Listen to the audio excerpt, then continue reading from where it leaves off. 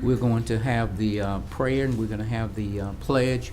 We ask that this time, if those of you that have your cell phones, that if you'd be kind enough to put them on silent or turn them off. Would you stand for prayer, please? Lord, how we thank you for this day and how we thank you for this opportunity.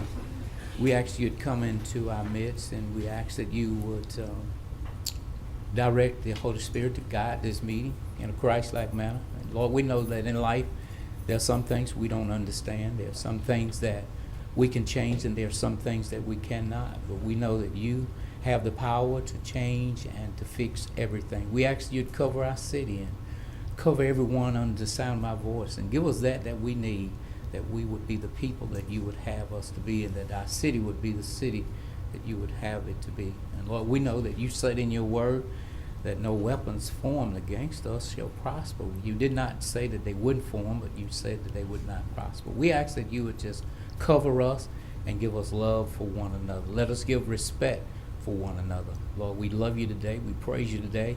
Thank you for what you've done, and we praise you in advance for what you're going to do. Is it in Jesus' name we pray? Amen. Amen. Amen. Amen. To the flag of the United States of America, and to the republic for which it stands, one nation, under God, indivisible, with liberty and justice for all. Thank you very much. Madam Clerk, would you be kind enough to call the roll? Councilwoman Taylor. Present. Councilman Brooks. Here. Councilman Talaferro. Here, ma'am. Councilman Butcher. Here. Councilman Jackson. Councilman Green. I'm here. And Councilwoman Bowles. Present. Thank you. Is there a motion to approve the minutes of the administrative conference meeting Monday, May 8th, 2023, and city council meeting Tuesday, May 9th, 2023? So moved.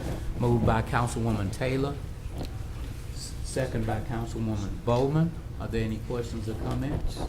If not, push the button. Yes. Okay. Thank you. Does any council member have any awards or recognition of distinguished guests? Seven. Six. Six. Sorry. It's six. Does any member of the council have any awards or recognition of distinguished guests not to exceed 15 minutes? Then I guess I'm the only one. Madam Clerk, would you read my resolution? I'd like to recognize Shalonda Brooks. I understand she's present. Shalonda? Come on up. You have some guests with you? You have someone with you? Tell them to come on up. And she's going to read the resolution. A resolution congratulating Shalonda Brooks on winning the LHSAA Louisiana High School Athletic Association Class 4A Girls Shot Put title and otherwise providing with respect thereto. Whereas Shalonda Brooks, a well-established athlete, is a member of the basketball, softball, track and field, and soon to be on the 2023 volleyball team at Woodlawn Leadership Academy. And whereas Shalonda joined the Lady Knights track and field team this year and improved throughout the season, throwing 31 feet 11 inches at district, 32 feet 8 inches at regionals, and 36 feet 6 and a quarter inch at the state meet. And whereas Shalonda decided on the technique that she would use as a beginner and worked to improve the specific aspects of her throw. And whereas Shalonda's coach, Leslie Hammond, helped her to visualize her goal and to feel the technique rather than be concerned about the distance. And whereas her parents, Danny Brooks and Fannie Coatney, along with immediate family members, traveled to Baton Rouge to witness Shalonda win the shot put with an 11.13 meter throw. And whereas Shalonda has shown us all that you have to shown us that all you have to do is show up and show out for yourself, and the sky can be the limit. Now therefore be it resolved by the City Council for the City of Shreveport in due legal and regular session convened that the Shreveport City Council congratulates Shalonda Brooks on winning the Louisiana High School Athletic Association Class 1-4A Girls Shot Put title.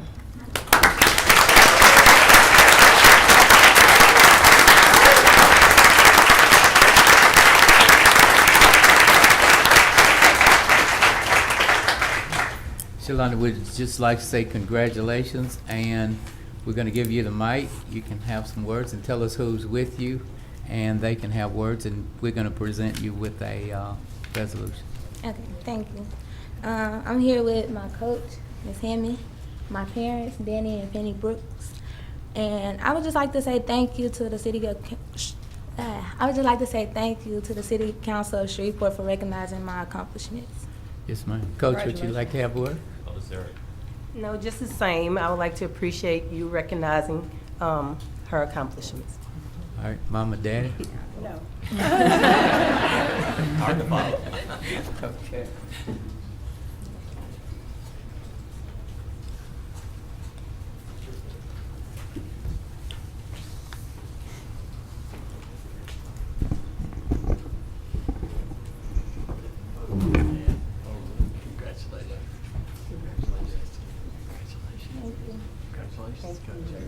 Give me your autograph when you make big time. You're gonna take a picture.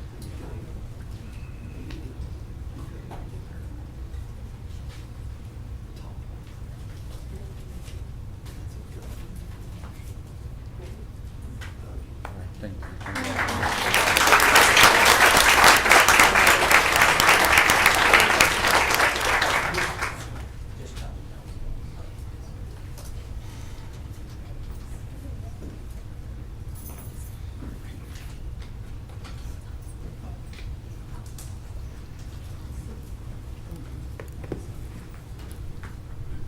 Thank you very much. Mr. Mayor, do you have any awards recognition of distinguished guests not to exceed 15 minutes? I do. I wanted to make sure and introduce to the council the appointee for the office of city attorney, Mr. Marcus Edwards. Marcus, would you stand up? And he has with him his parents, Major and Mrs. Thomas Edwards. And his wife, Sabrina.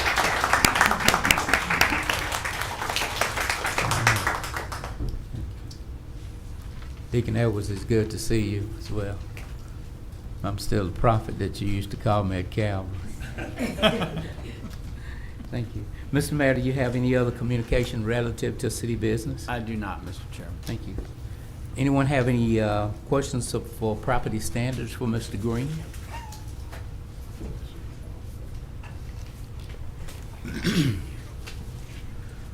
Anyone? Thank you, Mr. Green. Mr. Clark, will you have a master plan report today?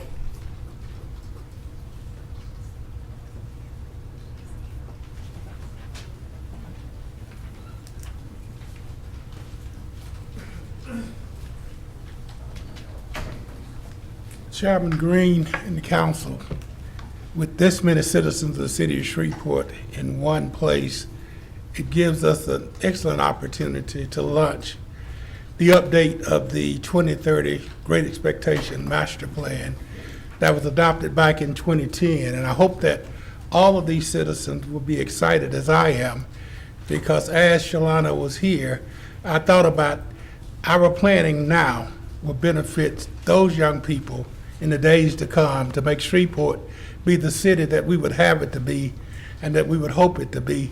As I shared with you on yesterday, we have a involved presentation to make to you on your June 13th meeting, but I just did not want this opportunity to go by that the citizens would not realize that at the very latest in July of this year, we will start the process, and it will be a very engaging process. It will strain over all of the city of Shreveport. We have a lot that changed from 2010. We are very hopeful that we will engage every city within the city of Shreveport, that they will have input and that they will be involved in the process of updating this process and making recommendations for how the plan will unfold by the year 2030. So I thank you for this opportunity, and we will be back in at June 13th. Yes, sir. Thank you, Mr. Clark. Everyone should have received the budget of the actual financial report yesterday. Public hearings, there are none. Madam Clerk, would there be any legislation to be added today? Yes. Resolution 75 to recognize Martin Luther King Community Development Corporation for their contributions to the Shreveport community and to celebrate their 20th year anniversary. Thank you. Now, as the rules state, if there are any public comments for adding this or against it, you can feel free to do so at this particular time. Seeing there's none, is there a motion? So moved. Moved by Councilwoman Taylor, second by Councilwoman Bowman, that this be added to the agenda. Are there any questions or comments? If not, push the button.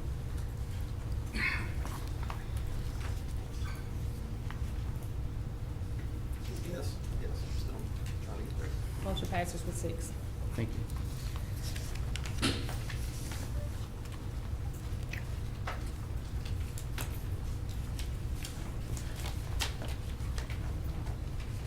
Thank you. Today, we will hear public comments on agenda items only. Those of you that have already turned in your request to speak, you will have 3 minutes, and we have a number of people that will be speaking, so we ask that you be kind enough and govern yourselves according to 3 minutes. The vice chair will control the names and the time. Sammy Mears. Sammy Mears, 1901 Centenary Boulevard, Apartment M110, Shreveport, Louisiana, 71101.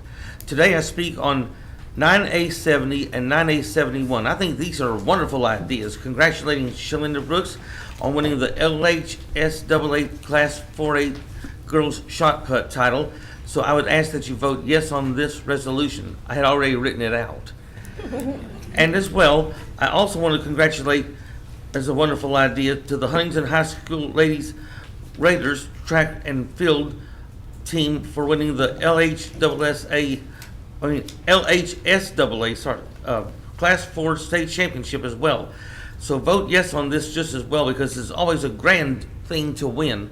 It's not perfect to lose, but it's grand to win. Just like when in Kepka Brooks, he won the golf PGA title this past weekend, and as well, Michael Block made a hole-in-one at the 15th hole, and he got an award for that too. So things like that don't happen very often, but I know what I saw with my own 2 eyes. Felicia Kay.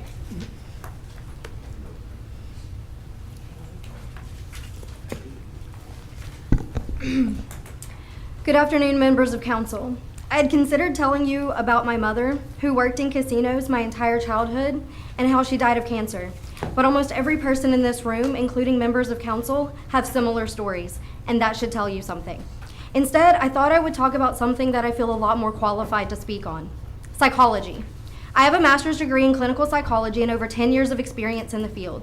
If you aren't familiar with Maslow's hierarchy of needs, it's often depicted as a pyramid. Maslow stated that the most basic of needs depicted at the bottom of the pyramid must be met before more complex needs going up the pyramid could be addressed. Those most basic of needs include food, clothing, and shelter. Those needs must be met before you can even begin to address more complex needs, such as physical health, mental health, or even job satisfaction. A widely cited study in 2019 stated that on average, 59% of all Americans are only one paycheck away from homelessness. It's not unreasonable to think that that number is probably slightly more higher in Shreveport. One of the biggest arguments I've seen in favor of the repeal of the smoking ban for casinos is that workers have a choice, that they can just quit if they don't like it. However, Maslow and the economy say differently. When you give a person a choice between risk to their physical health or not being able to meet their most basic of needs, psychology says that is an illusion of choice. When you are asking workers to choose between being able to breathe clean air at work or not being able to afford to feed and house not only themselves, but also their children, that is not a choice. And then the argument always turns to, then they can get another job. Where? Where are these other jobs? No one has been able to answer that question. And if every worker who didn't want to risk their health was somehow miraculously able to find a new job, then who? Who would run your casinos then? The final leg of that argument is that there is risk associated with a whole host of other jobs. Well, as someone who has served as lieutenant for South Bossier Fire Department for 5 years, I'm well acquainted about the external risk of other jobs. But secondhand smoke is not a necessary job risk for dealing cards or serving drinks. And there are countless casinos in states like New York that have proven that. And quite frankly, I find it insulting to have those two risks conflated with each other. Breathing clean air or being able to live should never be a choice a person has to make.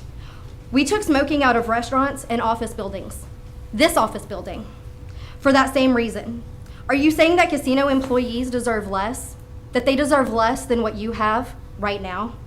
So tell me, council members, do you have to wake up every day and choose between being able to breathe or being able to eat? Do you really feel that it's your right to make others choose? I've also been asked to read a statement by a current Shreveport firefighter on this issue, Chad Alexander. Shreveport City Council is considering reversing the smoking ban. As a Shreveport fireman, I can tell you that over the years, one of the dreaded runs is having to go to smoke-filled. I'm sorry, your time is up. Omar Hossain.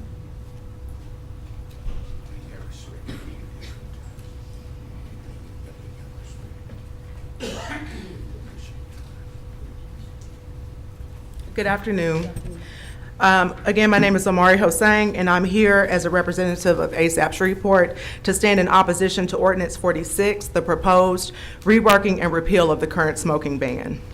I was able to attend yesterday's administrative conference and heard a few reasons at the root of this proposed legislation. One is that Bossier did not do it. Our measure of effectiveness as decision makers in our community cannot be based on if others are willing to harm their constituents. I'm not the data and stats person, but as was explained before, the data shows, the research shows that secondhand smoke simply kills and it makes people sick. ASAP organizers had over 100 conversations with casino workers in the Red River District, with family and friends of casino workers and concerned community members. The consensus is that casino workers have to put their lives at risk to make a living in a way that no other local industry has to do. Every one of our council members shared with me, even one of our council members shared with me yesterday that they have a family member that would be impacted by the rollback. As two former members of this body stated, casino workers have the same right to breathe clean air as everyone else, and there is no principled argument in the contrary. It is hard to discern why, in a world where public spaces are more and more smoke-free, that our city leadership is actively working to roll back measures that protect low-income workers, mostly Black and brown workers, and a diverse workforce. Thank you for sharing the investments from the Riverboat Fund. Out of a collective of $14.5 million between the two Shreveport casinos, that fund contributes a grand total of $1 million. That's divided between 19 local organizations. That's just 8% of a multi-million-dollar revenue invested back into the community, and that is not worth 1,500 lives in Shreveport. In a community that is at increased risk of heart disease, asthma, and diabetes, all exacerbated by secondhand smoke, and our challenge health outcomes, we should be working collectively with those 19 organizations and other community-led orgs, strategizing ways to make our public and our environment healthier, not to make and benefit multi-million-dollar corporations. Ms. Swain of the Downtown Development Authority shared yesterday that your proposed ordinance makes compromises on a public health issue that you fixed in 2021. So the last thing I'll say is, in terms of economic development, if a smoke-filled casino that invests only 8% of its profit back into Shreveport's most critical needs is the best Shreveport's got, then that provides an opportunity to dream, do our due diligence, and think bigger. But there is no way that a well-intentioned guardian of this great city would make a purposeful decision to endanger the lives of their own constituents. Not for $1 million, not for $14.5 million, not for any sum. Councilman Brooks and Councilwoman Taylor, I would like to hear from you as sponsors of this bill. Please share with casino workers and their families why their lives mean less than the bottom line of a casino. Thank you.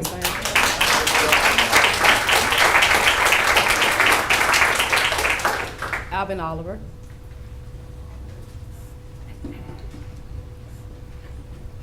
Good afternoon, everybody. Alvin Oliver, 2319 Fernbrook Drive, and I'm going to be brief as possible. Listen, I'm 56 years old. I'm here to speak about against this, lifting this ban. I'm 56 years old.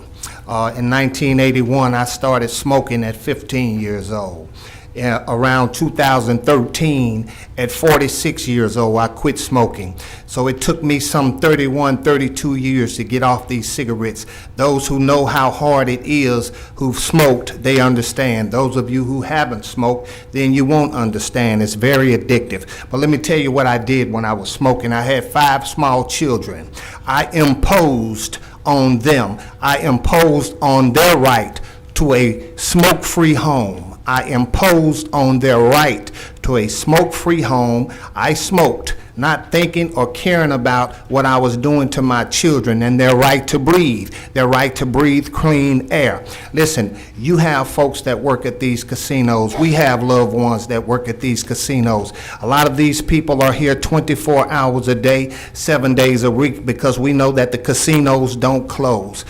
Think about what you're doing if you lift this ban today. Yeah, we know that, one of you said, I think one or two of you mentioned that we don't have a right to legislate how folks do business, but we do have a right to legislate clean air. And so I ask you today, is it profit over people, or is it people over profit? Do we want clean air?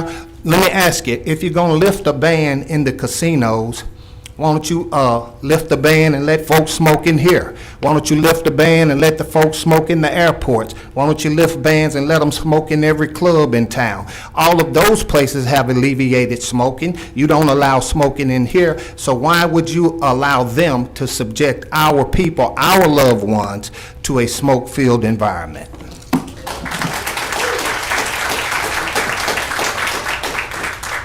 Ashley Abear.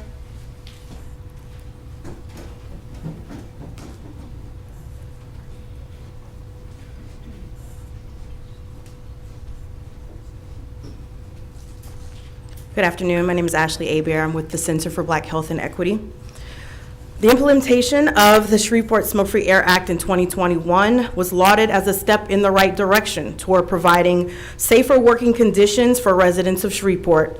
It acknowledged the harmful effects of secondhand smoke, and it particularly sent the message that the health of those residents who worked in those establishments where smoking is more likely to take place, bars and casinos, were being privileged over profit. The fact that we were back here again on this issue shows that that is no longer the case. This call to repeal of the ban on indoor smoking comes as a concern that Shreveport will lose a competitive advantage with surrounding casinos that are not smoke-free. While no casino in the area has rebounded post-COVID-19, to use revenue loss that cannot be directly linked to smoking, to the smoking ban, to justify repealing an ordinance that protects people from life-threatening secondhand smoke shows how willing some are willing to compromise those they don't value. It is important to note that the majority of casino workers in Shreveport are Black women, a demographic that is historically overlooked, underpaid, and overwhelmingly at risk for heart-related death, infertility, and other health issues made worse by exposure to secondhand smoke. It is, if the original idea was to protect the workers and non-smoking patrons of gaming establishments from the harms of secondhand smoke, an attempt to remove it a mere 2 years after it passed is a clear message that the health of the people of Shreveport is negotiable if enough money is left on the table. The gaming industry is one of the largest employers in the city of Shreveport. When casino employees sign up to work in a gaming establishment, they are choosing to support local businesses with their labor under the reasonable expectation that their work environment will be safe. Some have argued that the threat of secondhand smoke comes with the job, kind of like the risk our law enforcement officers face in the line of duty. But the difference here is you have the power to remove the risk for casino employees by removing secondhand smoke. As a city leader, it is your duty to ensure safety. Ultimately, if it has been determined that people matter, that people should be able to live and work in healthy spaces, then a repeal would run contrary to that determination. Let's not force our people to work in an environment that does not value their health.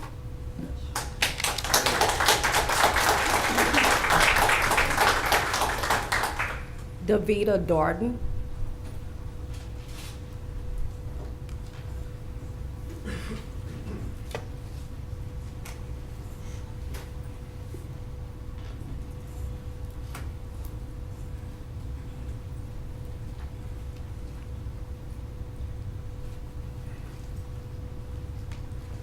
Hello. I am for lifting the ban.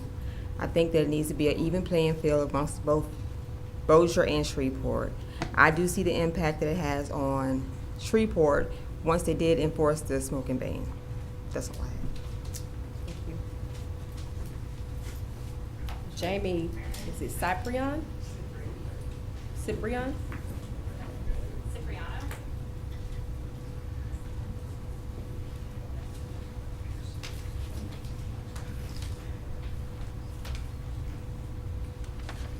It's Cyprian, but thank you. Good afternoon, Council. I am Jamie Cyprian. I am Senior Region Manager with Louisiana Campaign for Tobacco-Free Living, which is a program of the Louisiana Public Health Institute and also the Louisiana Cancer Research Center. I come to just give some brief facts about health effects of secondhand smoke. We know there are 7,000 chemicals in secondhand smoke and over 700 carcinogens that cause cancer. We know this, and yet we expose people that work in the gaming industry to these secondhand smoke constantly if we lift this ban. 7,210 Louisianans die each year from tobacco-related illnesses. Smoke-free work environments not only eliminate exposure to secondhand smoke, but also third-hand smoke as well.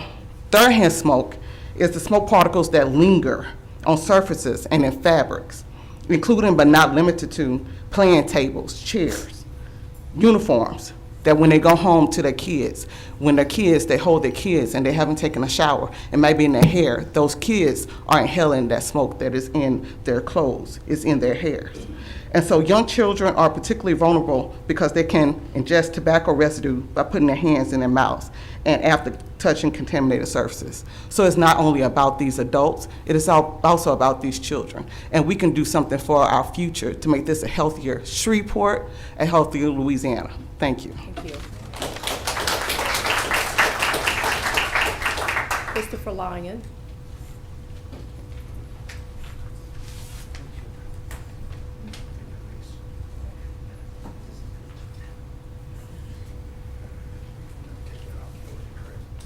Brought printouts this time, Jim.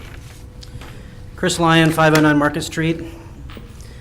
Today, we're not just fighting for clean air, but for the honor and integrity of our city, of this body, and for the idea that we can look at information in public view and make an informed choice about our own destiny.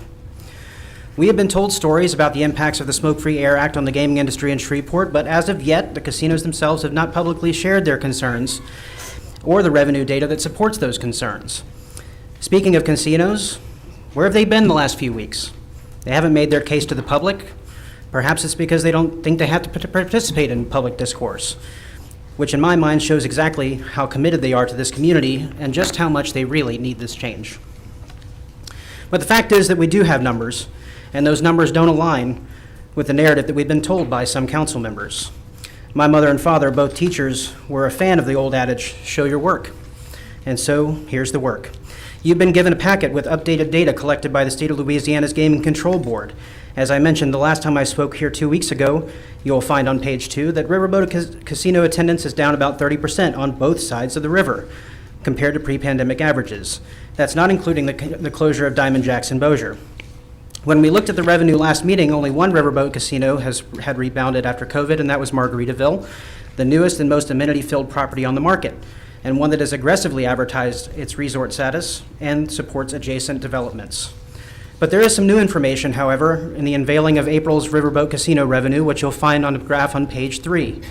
Bally's revenues so far this year are the highest they've been in 2019 and are knocking on the door of 2018 revenues, despite the Smoke-Free Air Act being in place and despite markedly lower attendance.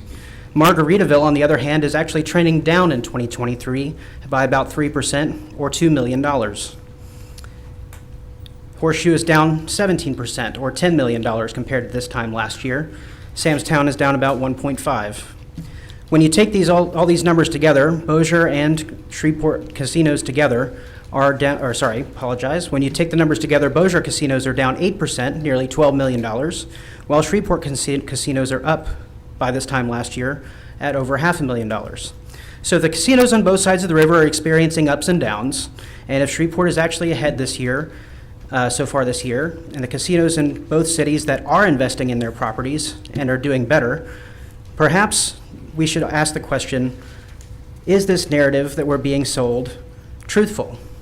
Is it transparent? And even if it were, is it enough to sell our workers down the river? Do what's right. Reject the narrative that isn't backed by facts. Join your heroic Republican colleagues, I can't believe I'm saying this as a Democrat, for standing up against outside influence. You're Democrats, for God's sake. You guys are supposed to be the people who are standing up to big business, standing up for workers. The whole industry is watching. Bossier is watching to see what we're doing with this, unlike Councilman Green.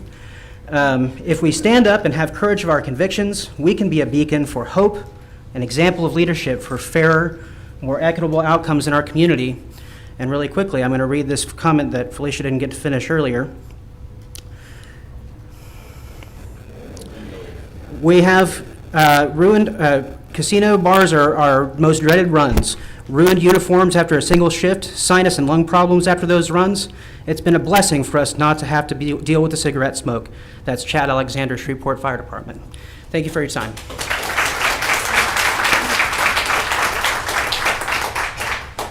Chip Barnyard.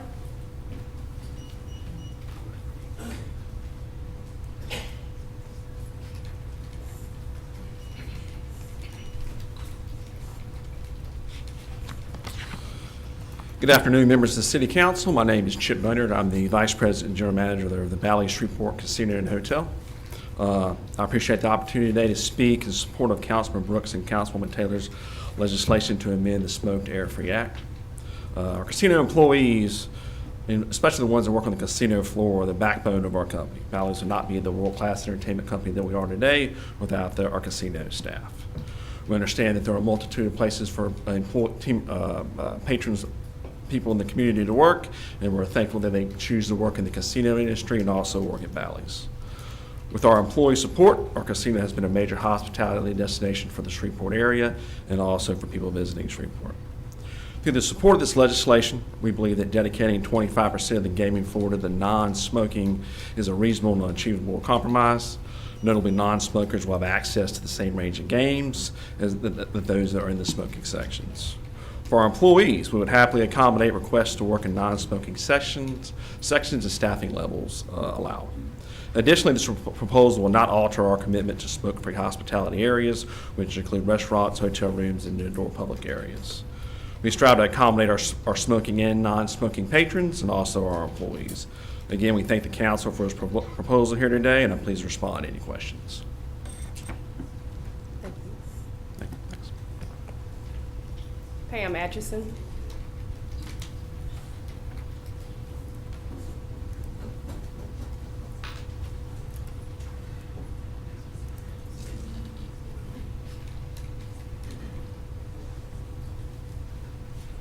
Pam Atchison, Shreveport Regional Arts Council Executive Director, with our Chairman Sandy Kallenberg and our President Henry Price. We are at 801 Crockett Street in downtown Shreveport. Mr. Chairman, Madam Vice Chairman, we are here today to apologize on behalf of the board and staff of the Shreveport Regional Arts Council for the email that a staff member wrote using the Shreveport Regional Arts Council email system instead of a personal email. The Arts Council has a very strict policy prohibiting the SRAC staff from advocating or lobbying as representatives of the Shreveport Regional Arts Council. The employee has been a very valuable employee with us for more than 14 years. This has never happened before, and we've taken action. We take this very seriously, and we can assure you today that this will never happen again. Please accept our apology. Thank you. Femala Bradley.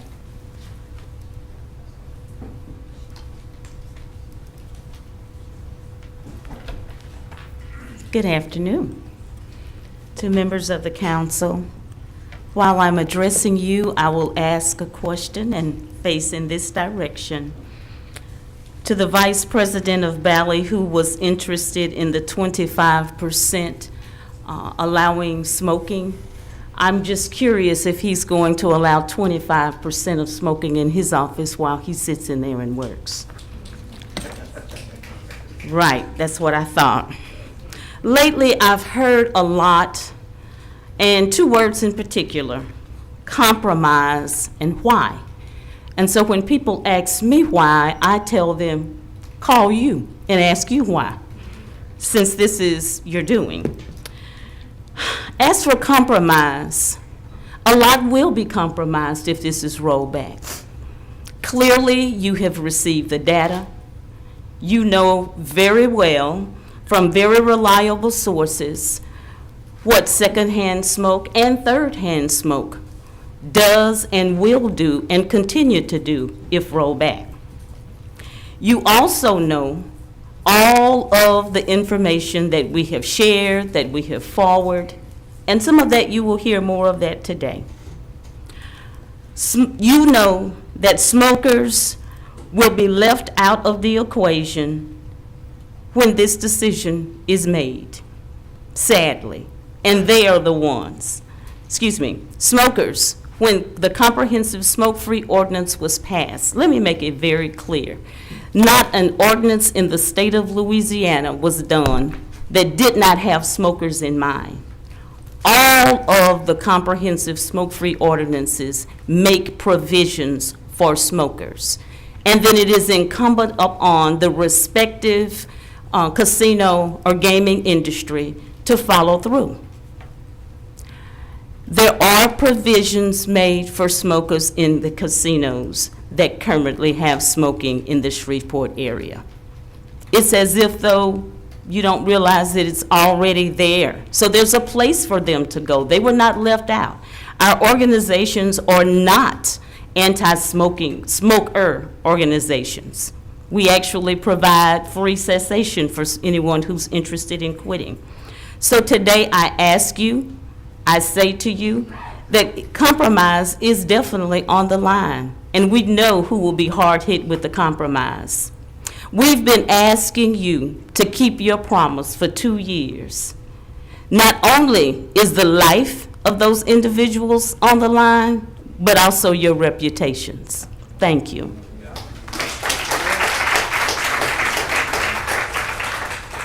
Linus Mays. I'm Pastor Linus Mays, and to Tabitha Taylor, James Green, and to the mayor and Mr. Dark, who hadn't saw since a long time back. I had not been here before this city council, but I felt it was necessary to come on today. What I don't understand is I was here when you put it in place because you had some form of sympathy and empathy toward the individuals that you represent.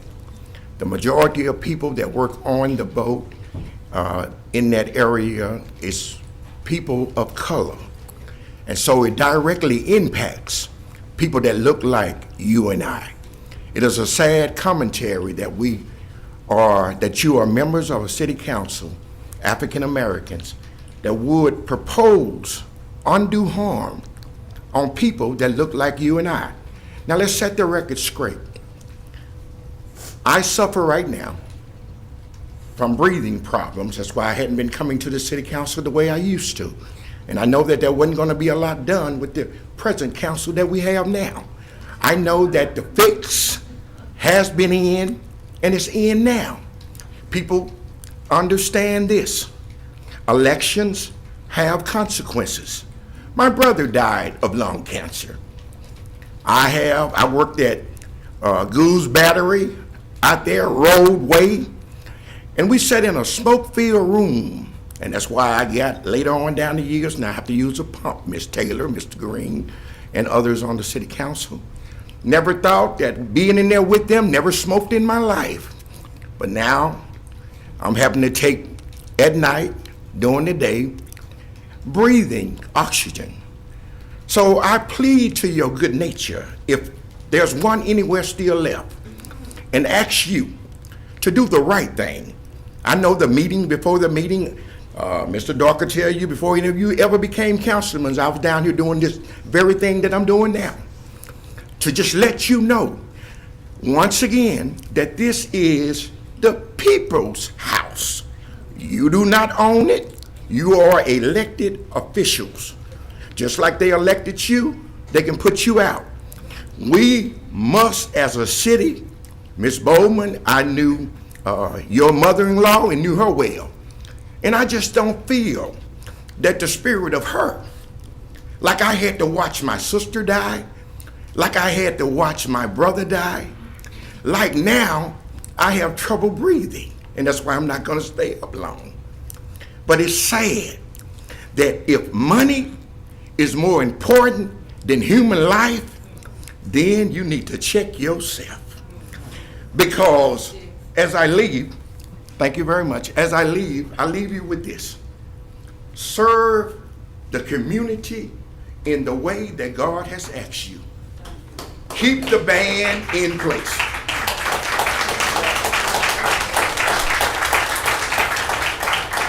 Jason Roberts.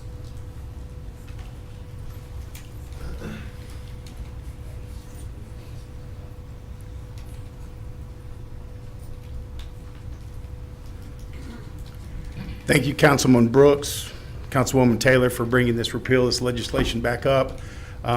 Look, I don't have a lot of facts. I'm not a financial analyst.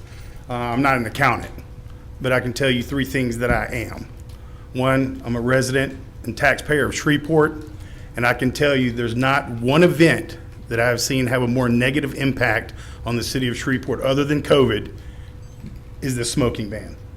Has the most negative economic impact to downtown and Shreveport besides COVID. Think about that, okay? I'm worried about the schools, the public roads, no longer getting those taxes generated by the casinos because of the loss of revenue. That's what I'm worried about. What else am I? I'm a casino worker. And I should have a choice of how I make my paycheck. I should have that right. As I'm in the casino walking around every day, can I tell you this, and I'm being honest, I have not had a single new employee since the smoking ban come up and tell me, hey, I'm glad to be working here. I feel safer because of the smoking ban. Matter of fact, on the flip side of that, I can tell you many of our employees have gone across the river to work in smoking institutions because of higher business, higher tips, higher business. Okay? The third thing I am is a husband and a father to my children, and I should have a choice. What happens if this trend continues and our casinos close? How do I provide for them? I heard somebody in the crowd say that a lot of people are living paycheck to paycheck and they can't afford to go look for another job.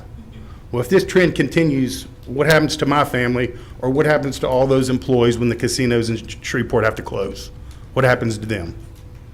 And as far as the gentleman before me, he is correct. Council, you're supposed to listen to your constituents. And Councilman Butcher, I'm very disappointed that you didn't do that on this. You went on record 2 weeks ago when this legislation was introduced and said that you were not in favor of it, without listening to not a single one of your constituents. That's not true. I did listen. You did go on record I'm in your district. Absolutely, I did. You didn't listen to me because I'm in your district. I've never got an email from you, sir. A single one? No, I've not got an email from you. Okay, and a phone call either? No, That's incorrect. not from me. That's Not from incorrect. me. That is incorrect. But you went on record 2 weeks ago when this legislation was introduced to the public and said you were not on record. So between that time and people learning about it, you had already made your mind up. Okay? Thank you very much.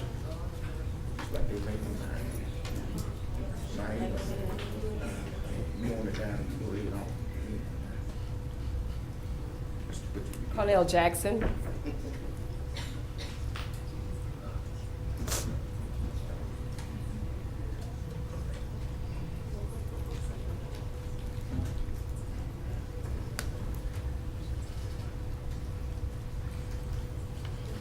Hello, members of the council. My name is Connell Jackson. I've been in the casino industry for 23 years, and I just here to say that I agree with the repeal of the smoking ban. Thank you. I'm going to ask you to quiet it in the chamber. On Jewel Smith. I'm sorry. I might not have said that right. I agree with the overruling of the smoking ban. I'm for the repeal of it. Thank you.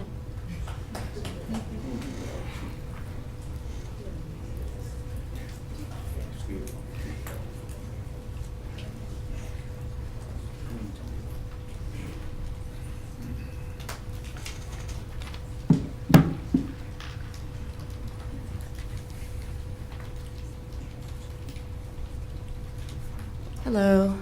I'm Anjul Smith. I'm with Americans for Non-Smokers' Rights. And there's nothing reasonable about relegating casino workers to being subject to smoke. Casinos are designed to offer a number of things: gambling, drinks, food, and entertainment. But I doubt that a toxic indoor air environment is written into any of their business models.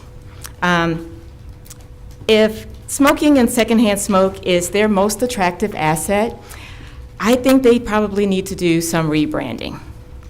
Smoke-free casinos around the country operate successfully, even amongst neighboring competition, that still allows smoking.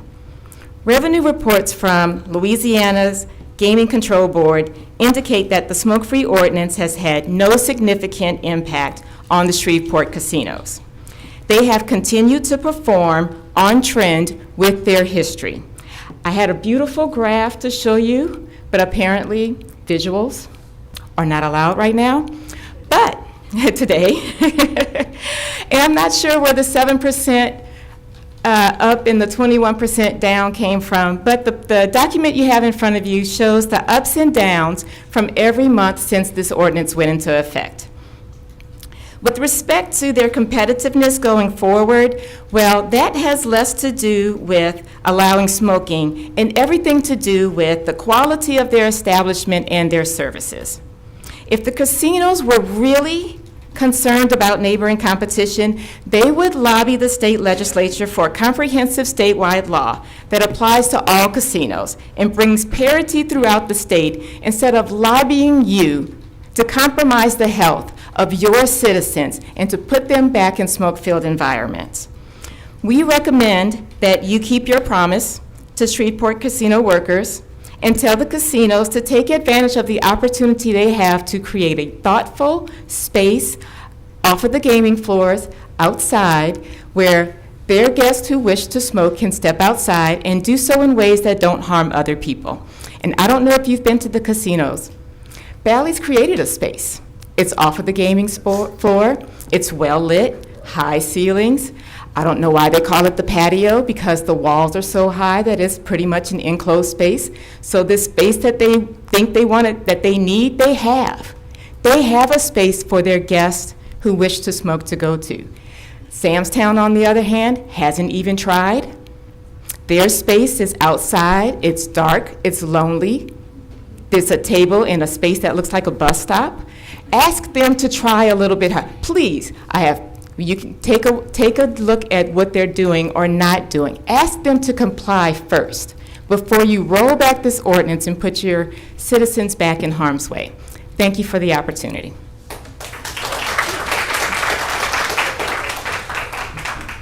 Adrian King.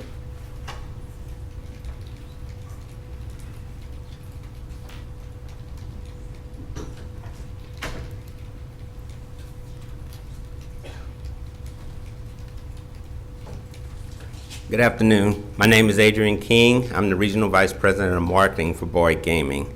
I've been in gaming 30 years, going on 30 years now, and so I wanted to speak some from the marketing impact of this ban has had on our company. And one of the things we've seen, a young lady I think mentioned where the numbers came from. Well, numbers were reporting the straight numbers from the state. Fiscal year 2019 to fiscal year 2022 is where that was coming from. And there is a noticeable decline in the Shreveport market of 21%. Even though the market itself looks flat year over year, there's been a noticeable movement across. Now, if this was considered just, if this Shreveport, Bossier City was one big market, that's one thing. But it's divided down, and right now you have a split market. One part of the market is trying to compete on a non-smoking platform, and the other is not. All we're asking for is that level playing field that people seem to dismiss, but any good business person would want to be able to compete. We want to compete as high as we can, with as quality as we can, with the opportunity to say, all things even, come see us. And that's what we don't have. I've progressively, we've seen over the years since we've started the ban, we've went through and we've increased marketing efforts, trying to talk to people and encourage them to come into the casino and those kind of things, and we really haven't seen the move that we like to see. So, and it is in my opinion only, that if the ban stays in place, we're going to find it more difficult to try to drive those citizens who want to smoke, who want to be entertained in that regard. Thank you. Ashley Center.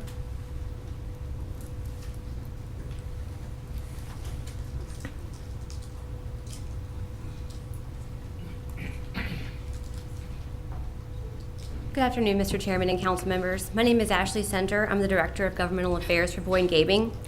Boyd Gaming operates 28 casinos in 10 states, including Sam's Town here in Shreveport that we've operated for 19 years.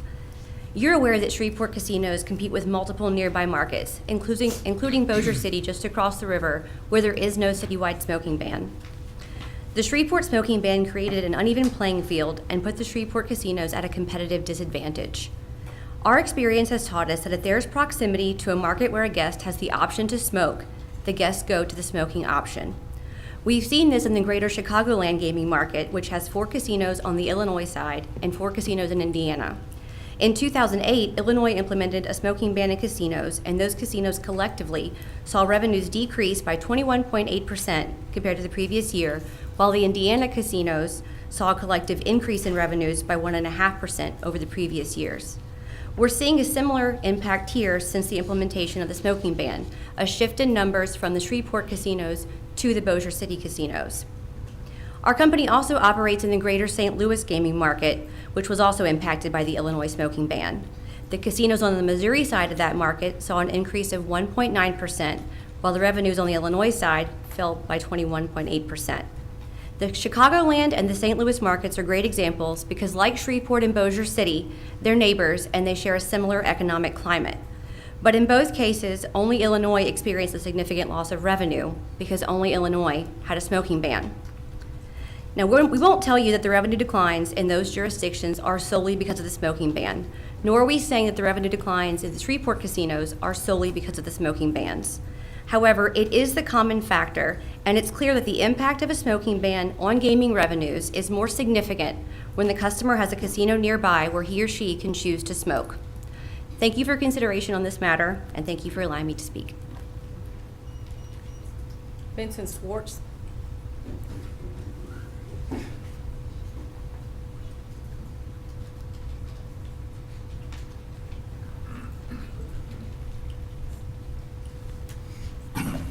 Good afternoon. My name is Vincent Schwartz. I'm the Regional Senior Vice President of Operations for Boyd Gaming for the Southern Region, and I oversee the 5 Boyd casinos that are in Louisiana, including Sam's Town. As mentioned by others, the smoking ban has negatively impacted the Shreveport casinos, and that this ban created a disadvantage relative to the other casinos in the market, and the revenue has simply migrated across the river. If you look at the first 12 months post-smoking ban, Bossier's up 4, Shreveport's down 9, the market is basically flat, slight decline. But that basically the revenue just went across the river. So this change has reduced our team member counts in our casino operations, our need for team members in our food and beverage services, so it's certainly reduced the jobs. And many team members in the hospitality industry also rely heavily on tips for their income. And with a decline in business and fewer people in restaurants, then those tips decline, and that's a big portion of their income. Some of our team members, like someone mentioned from Bally's, they have migrated the jobs on the Bossier City side of the river where the business volumes have increased. So lower volumes in our building has also reduced our spending with our regional suppliers for items related to casino operations and to our non-gaming activities, further impacting the Shreveport economy. And capital investment is typically allocated to a business that can generate a return. With the addition of the new competitor on the other side of the river and the current smoking ban, making additional investments in a market that's not growing or that continues to decline really just isn't a good business decision. So the current conditions in Shreveport will make it difficult to invest capital that could be deployed more effectively where a business can generate a return where they're not at a competitive disadvantage. The Bossier City casinos don't have any restrictions on their business with regard to smoking. They've taken a significant amount of money from the Shreveport side of the river since the smoking ban went into effect. So this proposed change that we're in support of is all about leveling the playing field between Shreveport and Bossier markets. We believe this proposal would allow Shreveport casinos to compete more effectively with the Bossier City casinos and remove that competitive advantage that they have today, and it would have a positive impact on jobs, investment, spending with suppliers, and the overall downtown economy. So thank you for allowing me to speak today. Thank you. Wade Duty.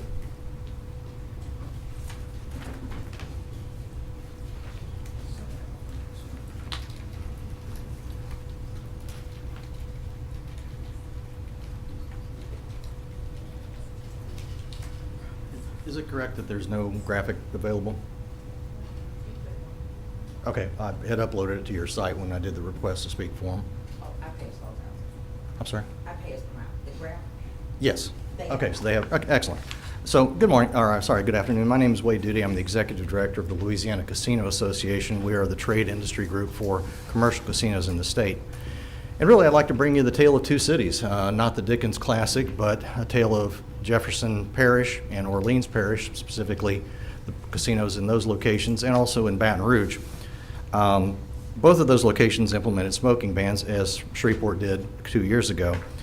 If you have the graph in front of you, you can see that at the same time New Orleans implements its smoking ban, its gaming revenues decrease, while exactly at the same time the Jefferson Parish casino revenue increases. You've already heard that story, and it's no surprise. People vote with their feet. They choose an option that suits their needs, suits their interest, and they go for it. When you have the proximity of other venues that offer what they want, they're going to go there. The tale from Baton Rouge is a little more pointed, and to touch on Mr. Schwartz's comments a little more pointedly, 2015, Tropicana Entertainment buys the Belle of Baton Rouge.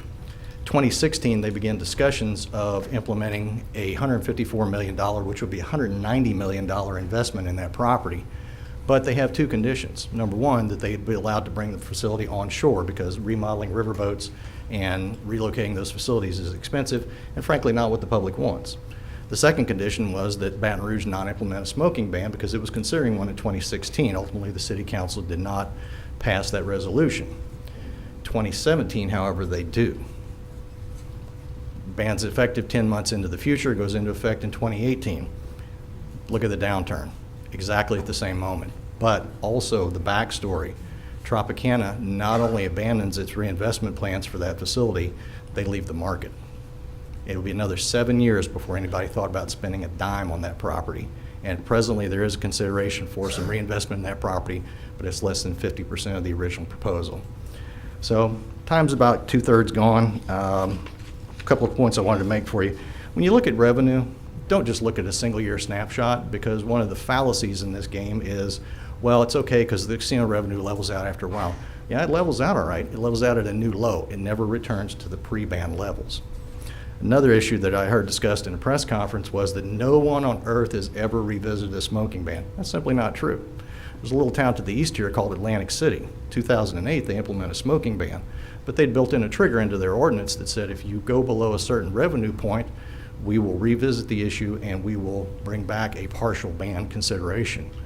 3 weeks later, they're down 19%, and it triggered that threshold. So you're not in uncharted territory. I do ask you and I do encourage you to stay the course and consider this resolution and implement a partial ban. Thank you.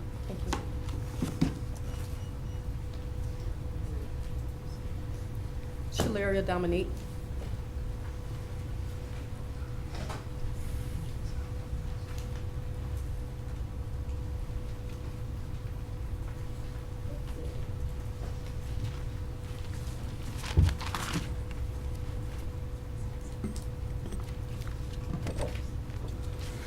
Hello, my name is Shaleria Dominique.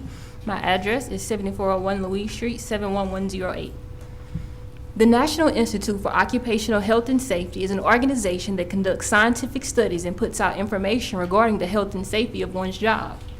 In 2009, they published an evaluation on the health and safety of casino workers specifically. I found it with a quick Google search on why secondhand smoke is bad for you. Its scientific evidence includes information like reports of doctors and scientists testing the urine of casino workers and finding that the amount of toxic chemicals from secondhand smoke doubled in their body as they worked their shift. They also had access to casino workers' medical history and were able to scientifically prove that some of the current respiratory ailments faced by casino workers could be traced directly back to working in casinos and being engulfed in secondhand smoke. It was while reading this study I realized the fact that we're having to show up for something as scientifically proven as the dangers of secondhand smoke reflects the bigger issue in this city. We tiptoe around things that desperately yearn for our attention, like gun violence, but we're quick to create room to re-debate a topic that has decades of easily accessible, scientifically accurate research. Although I do not visit casinos, I'm concerned about the thoughtlessness exhibited by our city council. Would you still be comfortable with this decision if you were the casino worker? If a political leader's vote left you unable to have both your health and the ability to put food on the table, are you comfortable with that decision still? Are you comfortable setting fire to the lungs of hundreds of people who have trusted you and rely on you to operate for their safety and well-being? Councilwoman Taylor, you were with me when I attended my first city council meeting. You have been a champion for me in my current endeavors, and I've been proud to see a black woman actively care for her city. Now we're here and I'm saddened by your carelessness towards an occupation that includes mostly black people. Councilwoman, there are rumblings that you have personal interests involving your nonprofit that may be swaying your vote on this matter. I don't want to dive into that, but I will say I'm an avid believer of creating space for autistic people to thrive, be celebrated, and feel safe in society, but you cannot sacrifice the well-being of another group of people to do that. Councilman Brooks, I'm not familiar with you or your politics, but I am simply acknowledging your role in this to correct the fact that current media commentary has not included your name along with Councilwoman Taylor. As you all prepare to vote today, I hope my comments and the statement of others activate your humanity. I hope your vote today are rooted in dedication to public safety of your constituents and not capitalism and personal interests. With my time, I'd also like to point out that while many of us are speaking about our experiences with secondhand smoke, the casino executives in the room with us are scrolling on their phones, smirking, and generally disinterested. I'd like to say to the casino executives that this is a slippery slope, because one day you too will be left to die at the hands of capitalism. Thank you and God bless.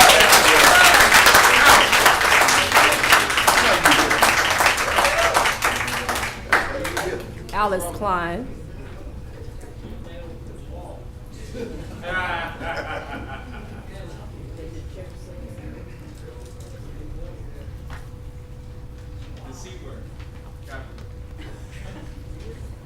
Hi, my name is Alice Klein, and I represent the American Cancer Society Cancer Action Network.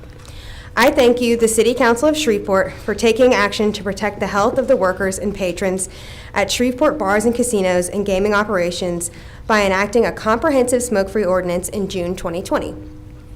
If workers deserve the right to breathe smoke-free air in 2020, workers deserve it even more in 2023.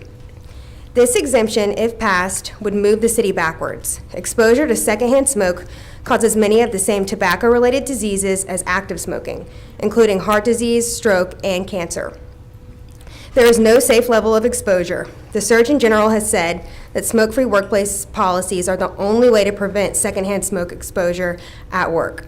Separating people who smoke from those who don't, cleaning the air, and ventilating the building cannot prevent exposure if people still smoke inside the building. Comprehensive smoke-free laws aren't just good for health, they're also good for the economy. Existing research strongly indicates that smoke-free laws are good for businesses, for workers, and for customers. Research published in leading scientific journals has shown consistently and conclusively that smoke-free laws have no adverse effects on the hospitality industry. Annually, smoking is estimated to cost Louisiana $2.19 billion in direct healthcare costs, including $863 million in Medicaid costs. Additionally, smoking costs the state $5.5 billion in productivity costs annually. On average, Louisiana residents pay $1,383 per household in state and federal taxes from smoking-caused government expenditures, whether they smoke or not. In addition, more smoking means more economic burdens for casinos, including absenteeism, lost productivity, and increased maintenance and insurance costs that affect their bottom line. It is vital that comprehensive smoke-free policies are in place to reduce private and taxpayer-funded healthcare costs. During yesterday's meeting, there was some discussion about the lack of a smoke-free ordinance in Bossier City. I would like to set the record straight.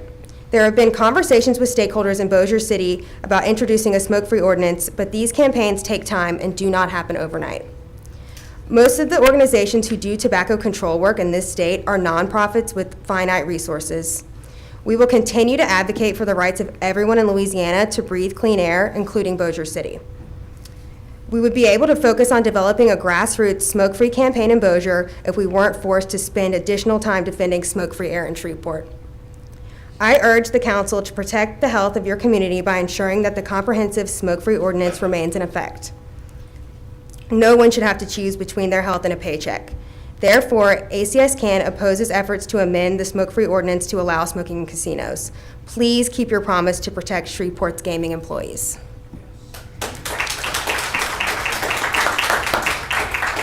Dr. Martha White.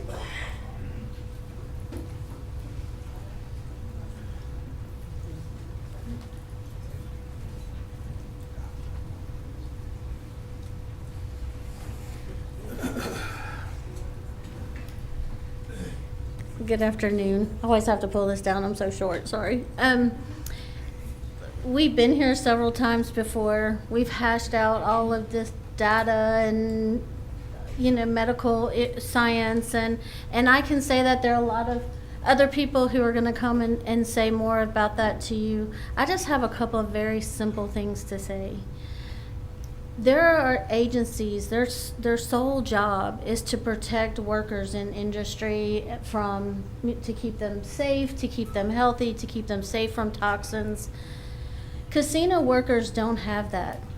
The only people they have protecting them is you.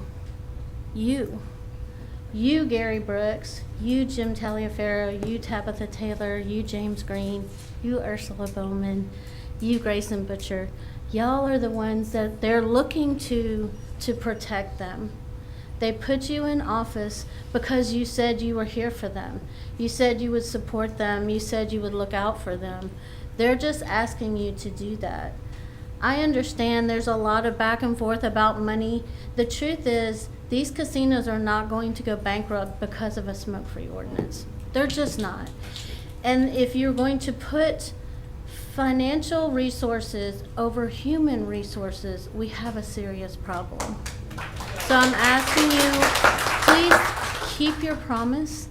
Remember the people who put you here, and remember you are that thin line that's protecting them. Thank you.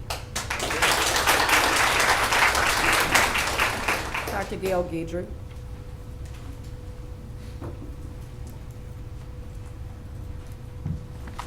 Good afternoon, Chairman and the Board. I am Dr. Gail Guidry Griffin. I came here for another reason, for two reasons, but I'll speak on the second one. I had to scratch out the first. But most of you in the audience, and Dr. White is a good friend of mine. She's not aware of it, but I'm speaking as a breast cancer survivor. Now, I, at 68 years old, will soon be 69, and I think I look pretty good because I can still jog 4 hours, eat right, and deal with the pressure that I have to go through when I come back to Shreveport after living somewhere for the last 6 months. Where I was, I didn't have to deal with smoking. But when I suffered with breast cancer, I was a beginning teacher. I had health insurance, but I couldn't find anyone here to give me a tram flap. Dr. White will know what a tram flap is. I had to go out of the network. But my parents was alive. And Ms. Bowman, you didn't get a chance to meet my parents, but we're from the same area. I'm a daughter of a sharecropper, sugarcane farmers. My parents are no longer alive, but they had the wealth, not dollar-wise, but land that they inherited, that they had to sell off some of it to send me out on the network to get this special tram flap where they take your stomach tissue and pull it up, take all the area in your breast that's affected with the cancer. It took me a long, long time to recover, but I finally made it. So I'm in support of keeping it as is. I don't gamble, but I do go to the casino and eat. Another thing, Chairman Green, I'd like for you to address later on. I've been trying to get something taken care of for the last month. I've been to several offices. I've been to the mayor's office. No one calls me back. No one puts me on the agenda. They blocked me from speaking what I wanted to speak today. So I hope that maybe you can call me. What's your number? 318-286. It's private to everybody else. I'm sorry, Gail. That's okay, 318, they know how to find me anyway, being in business. 318-286-3470. Mr. Lyons, you probably don't know who my son is, but we look so much alike, you know. Gail, But if this is not the right number, I'll get in touch. it is the right number, but you know where to find me, yes. So I hope that you all would consider that based on that fact. And I don't go with hearsay, so whatever donation the casinos have made, if it saves a life, fine. Just do the right thing and base it on health-wise. Thank you for your attention, please. Bye-bye.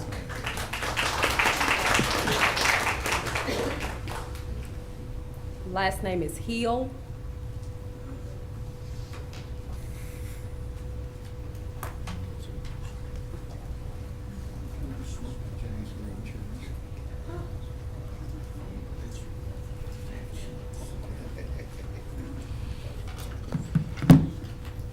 Hello, my name is Desmond Hill. I live on 3945 Mile Street, South Hollywood and Jewellen. I've been a long-time casino worker, and I'm here to ask you, how much is my life worth to y'all? 2 years ago, I felt like we finally got it right. Without being subjected to secondhand smoke for the last 2 years, I've enjoyed working at my job even more. The disgusting smoke film is starting to go away. We don't have to smell like an ashtray when we go home. And more importantly, I'm gonna repeat the fact that secondhand smoke kills. Today we're back here again because you're putting casino lives before our health. Management is telling us that smoking is the reason for casino revenue decline, not the pandemic, not the economy, not the lack of investment into casino properties, but indoor smoking. Do us a favor and be honest to your constituents right here and now. Our health was never a priority to you if you're back here doing this after you promised us workplace protections. Again, how much are our lives worth to you?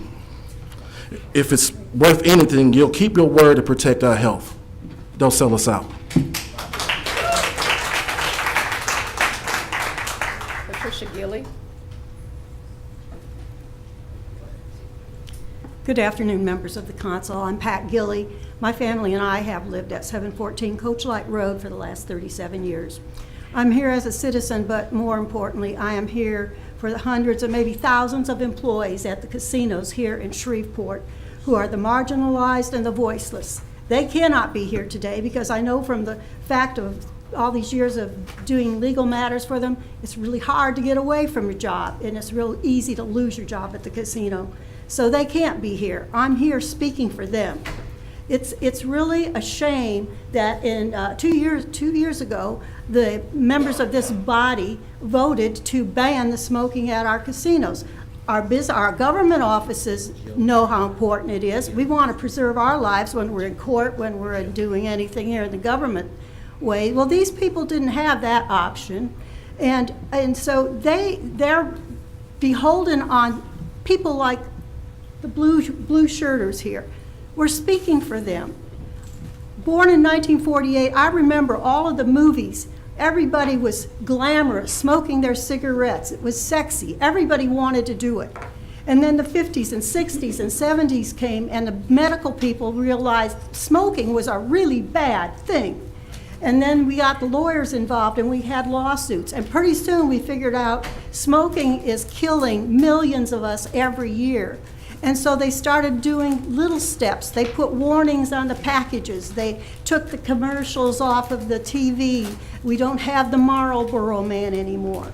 Why? Because we know it was wrong. I'm talking common sense. These other folks have given you the facts. The folks that are for a smoking ban have given you the facts. The other guys and gals, all they can do is tell you it's about money. Well, we don't care about money in Shreveport. 2 years ago, this body did the right thing for its citizens, and they said no smoking in the casinos because we don't want our people dying early and suffering. And so I ask you now is the time to stay in the 21st century. You got there 2 years ago. Let's not go back into the 20th century and think we have to look glamorous and smoke these cigarettes while we gamble.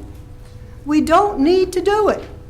Common sense tells you these people who work these jobs that can't get work anywhere else, that pay them more, they have to stay there. We shouldn't have to put them through that. So I ask you, keep the ban on. It is common sense. You don't have to look at all the numbers and the figures and worry about who's going to make a few $1 million more. Thank you.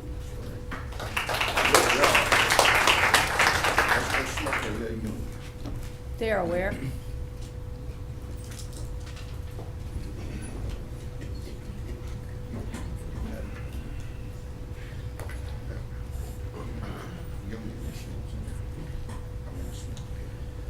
Yeah.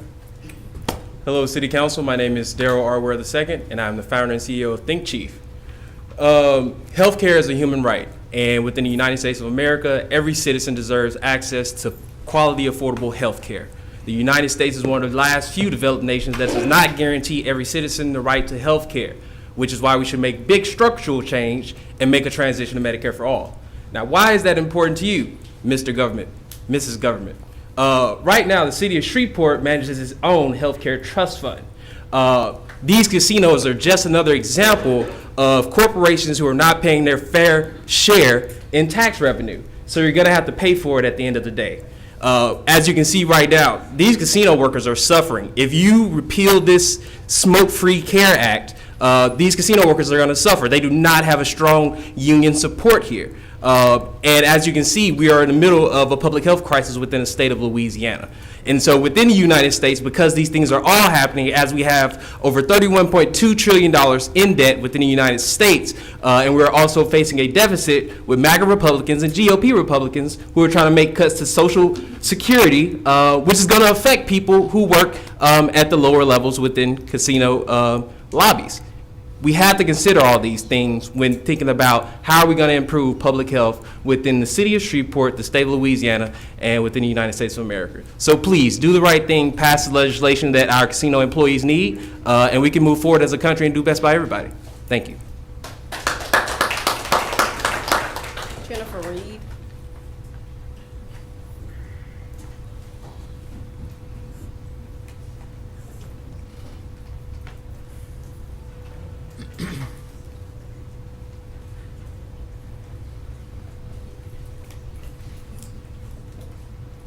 Good evening. My name is Jennifer Reed. I'm for lifting the ban, only because I do work at Bally's, and there has been a big change in the way that we make money. As far as if we do shut down, then I will be forced to go over to the other side in Bossier City to work in the smoke environment. So lifting the ban would only help us if Bossier City would do as us and have the smoking ban, but it's not helping us. We're losing business. And that's all I want to say. Thank you. David, last name spelled Garrar.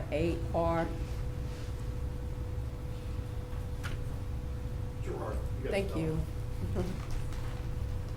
Good afternoon. Good afternoon. I'm also a casino employee. I have been for almost 20 years now. I'm also at Bally's. I know, and I don't have facts and figures and things to Sir, would you present you step with. up to the mic? So that- Oh, I'm sorry. But I can tell you, being in the casino every day, there has been a drastic difference in not only our traffic, the amount of time people spend there, just in general, it's been a drastic decline. We actually shook back fairly well after COVID, and but since the smoking ban went into effect, it's had a big impact on our business. So I am in favor of repealing the ban. So that's all I'd say. Thank you. Thank you.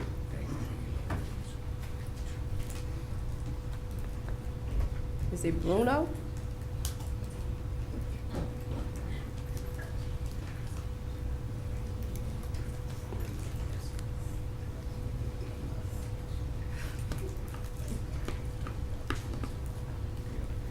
Yeah, you got it right. So my name is Bruno Alvarez. I'm an internal medicine physician out of here in Shreveport, and you guys have heard about a lot of different things today. I'll just basically focus on what I know best, which is just medical facts. And to start with, we're in the 21st century. We're spending billions of dollars trying to figure out a specific pharmaceutical remedies to cure what tobacco can generate by targeting specific mutations, when we're losing 7,000 of our citizens in the States every year for due to smoking-related diseases. So sure, you can say anyone is free to do as they wish, but talking about secondhand smoking, which is basically the act in which people can passively inhale, being these people other than the person that's actively smoking. This is definitely not something that people choose to get themselves into. Don't fool yourself. There's no safe level of secondhand smoking.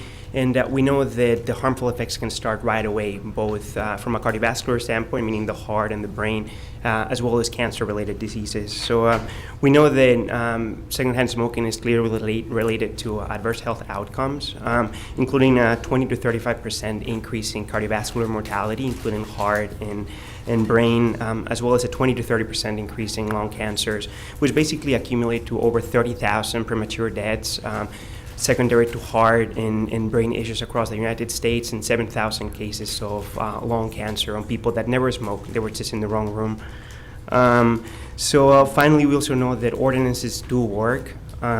We know that whenever these are in place, people have less exposure to secondhand smoke, and by doing so, we reduce cardiovascular mortality as well as lung cancer, and also hospitalizations. We know that whenever these ordinances are in place, hospitalizations around that area go down to in relation to diseases that are related to smoking cessation. Unfortunately, I cannot bring you any evidence about what happens whenever we repeal these ordinances, because I couldn't find any, and I sincerely would hate to have the opportunity to figure out doing the research here in our city. Thank you. Thank you. Deborah Smith.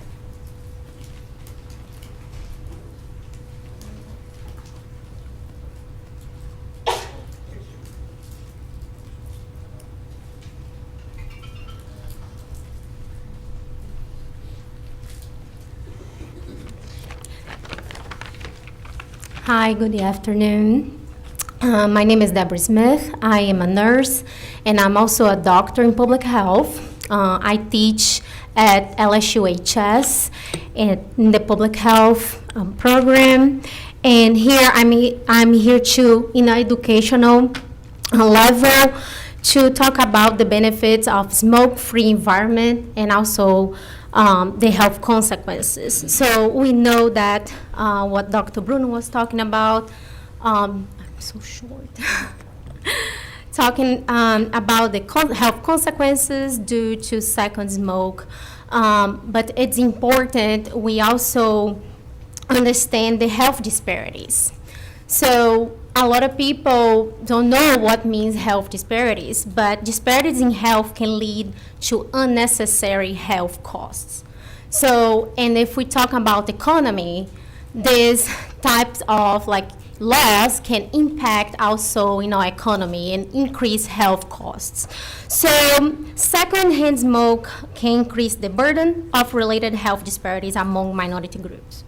And we talk about the minority groups working in those environments that we see here in Shreveport or African Americans.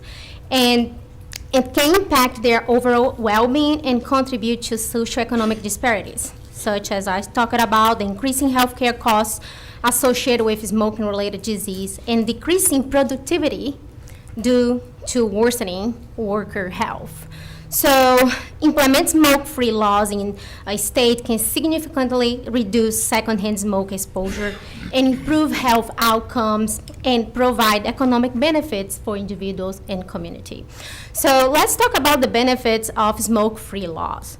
So we can have benefits for non-smokers. Yes, that can lower the respiratory risks. So asthma, one of the highest population that has asthma is among African Americans. Second, reducing smoke rates. So if someone is not in a place where people are smoking, they don't have the trigger to smoke as well. That's ended up like the person who smokes is not going to smoke and leading them to stop smoke. Improve air quality, which we already talked a lot, and research has shown that social norms change as well is due to those type of laws. And fifth, protection of vulnerable population. We can protect elderly, children, and others. And last, we can have a positive economic impact because we can increase workplace productivity. Thank you. Thank you. Dr. Stephen Bailey.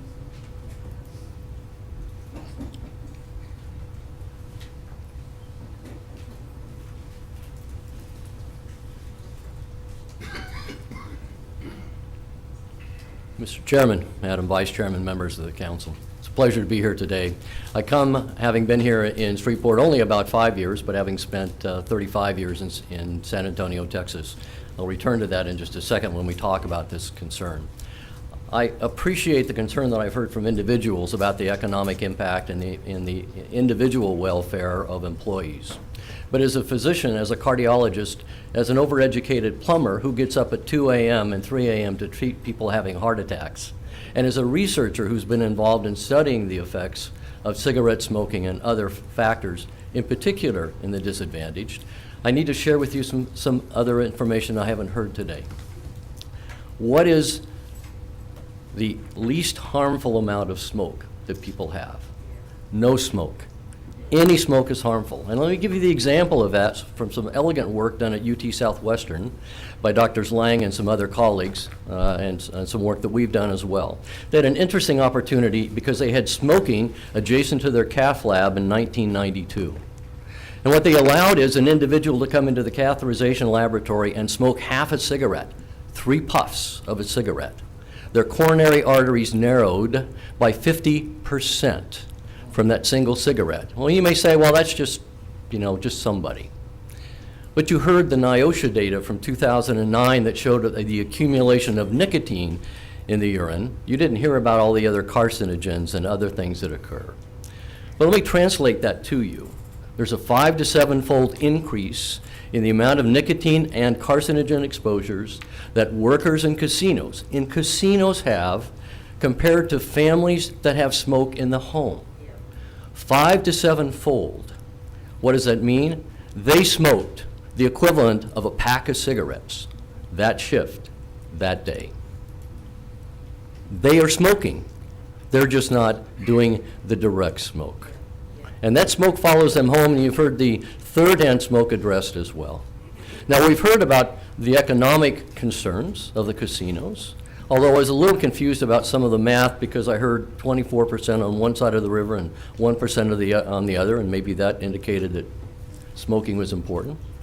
I won't comment on that. I will comment on the fact that there's a 2.7-fold increase in in individuals not being able to come to work. You've heard about asthma. That's a huge problem because people don't die from asthma, they dwindle from asthma.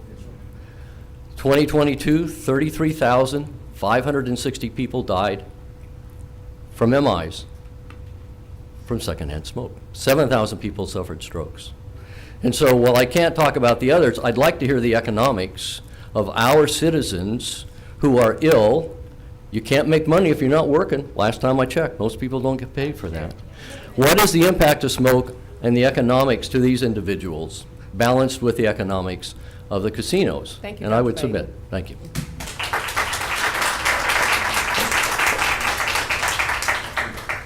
Is it Jesus?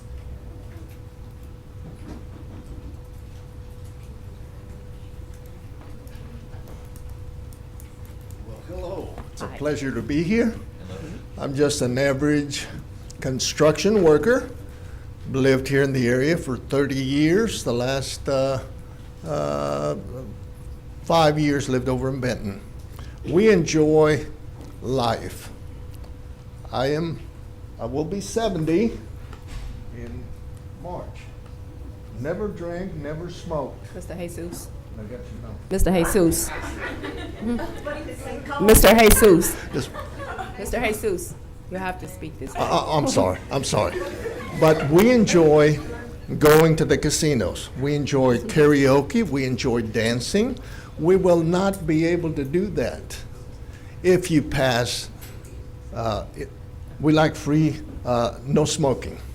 Okay, so we would not be able to enjoy life.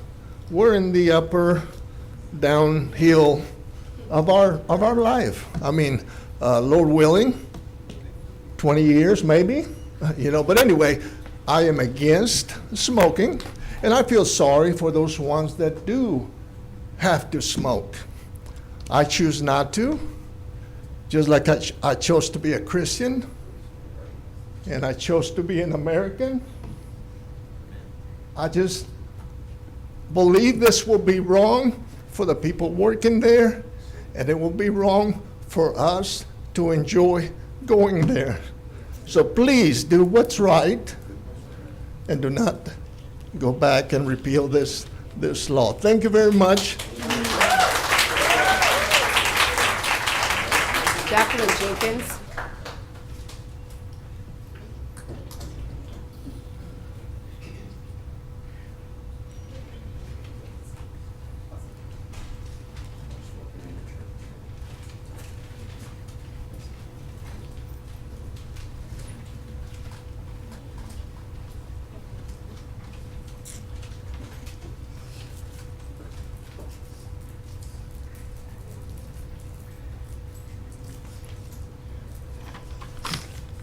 Hello.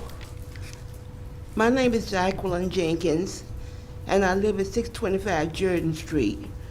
And I was employed at the casinos. I worked there for about 12 years. I worked there from the beginning. And I worked there for Sam Towns and Harris. When I first went there, it was Harris Casino. And I was a Marine op. That means I did a lot of things all over the boat. I worked a lot in the smoking area with people who smoked a lot. And while I was there, I gained a breathing problem from the smoking that I was contact with. And it got worse and worse. And I like to say that smoking is bad at the casinos. I'm on oxygen, I can't breathe half of the time, and so many things is wrong now. When I went there, I was in very good health, nothing wrong whatsoever. And now I'm dependent on oxygen for the rest of my life. And for the young people say, Please do not allow that smoking to go back on that boat anymore. It's really bad on their health. Thank you very much.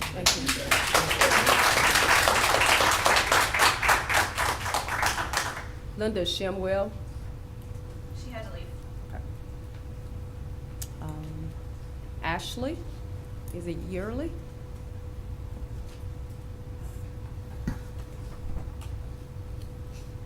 Kathleen Yerby.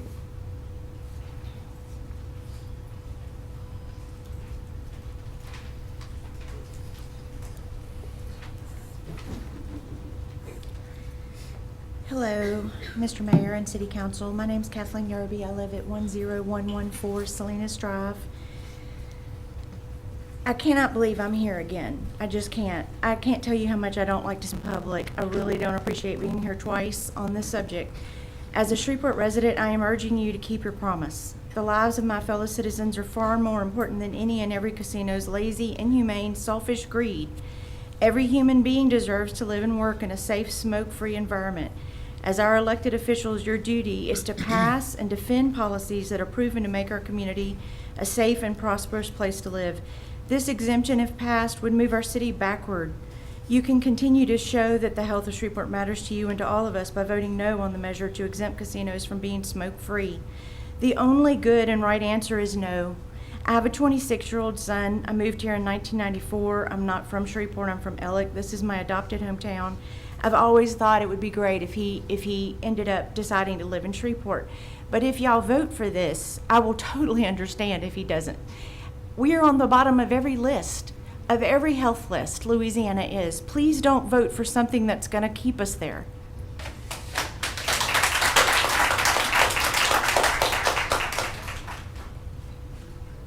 Jennifer Hainline.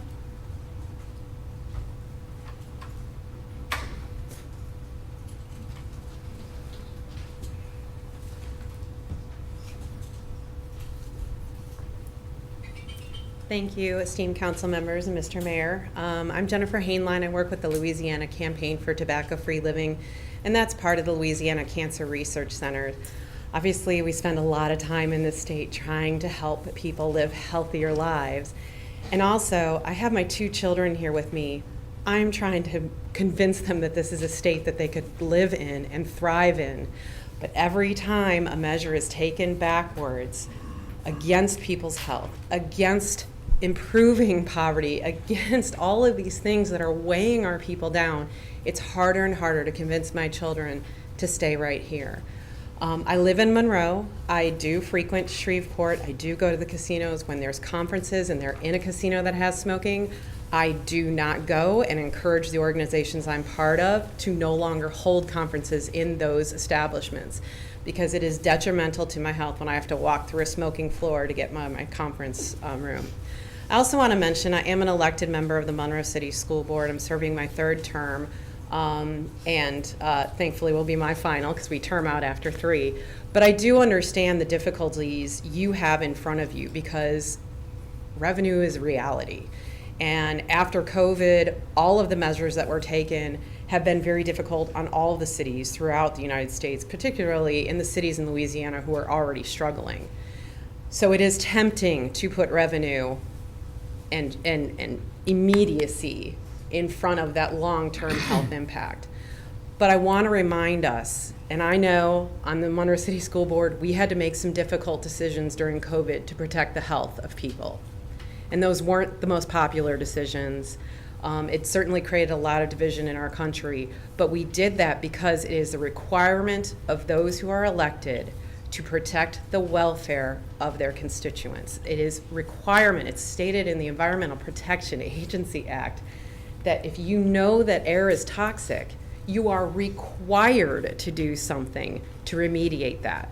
All the air quality studies in these casinos, in bars, in bingo halls show that the air is hazardous. It is toxic when smoking is not pushed outside. This is not a ban. This is a pro-health initiative that was already put in place and that should be kept in place because all it's asking is for people to step outside. Because if I know I'm doing something that's going to hurt somebody next to me, There are lots and lots and lots of laws in the United States that say that that's not okay, and this is no different.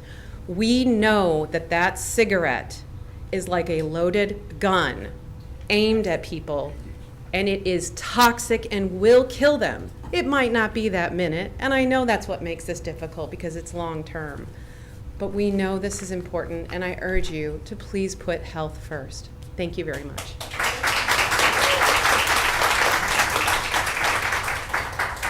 Marvin Muhammad.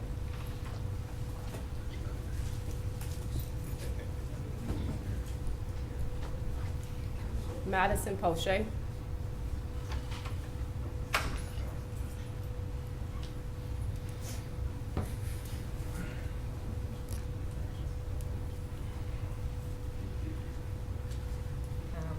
Good afternoon, everyone. I'm Madison Poche. I brought the wrong notebook today, so I'm just going to wing my comments here.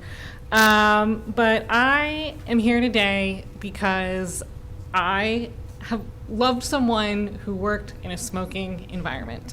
And I hope I can say something for all of the families across Shreveport who also love someone who's working in a hazardous environment and have been relieved for the past 2 years, 3 years, that we're not sending the people that we love most into a dangerous situation. Because I think for many of us, it's like watching a tragedy in slow motion. To see someone, I'll say it's different than when we go into a bar, we go into a casino for an hour, a week, a month. To be there, to see someone we care about standing for 8 hours a day, surrounded by other people's smoke. Like every single breath is dangerous, carcinogenic, hazardous air. Breath after breath, hour after hour, day after day, month after month, year after year. It's just heartbreaking. It becomes, I know it was in the person I love's hair, it's in his clothes, it's in his car, it's in his lungs, it's in his heart. And it just felt like that job was so penny wise and pound foolish, knowing, from science that when it should be time for him to retire after all of these years of hard work and putting up with tough conditions, we may not be lounging on a beach. More likely, it sounds like we might be dealing with medical bills, we might be sitting in waiting rooms, we might be looking at x-rays. We,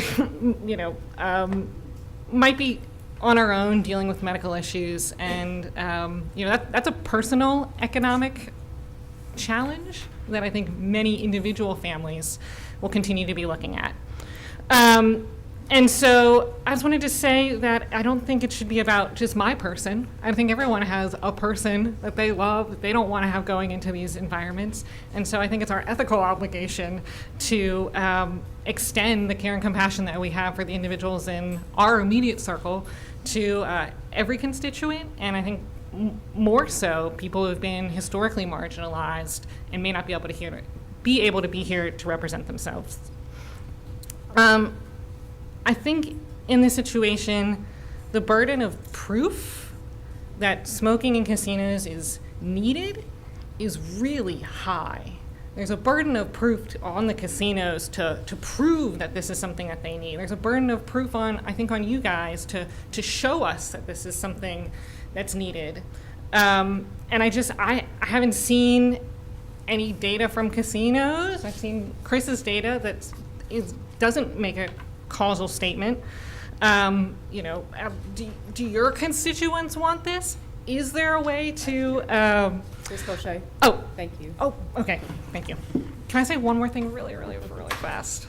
I think if the goal is to level the playing field between Shreveport and Bossier, I wonder if there has been a good faith effort to move the needle in Bossier and forward instead of just to move us back. Thank you.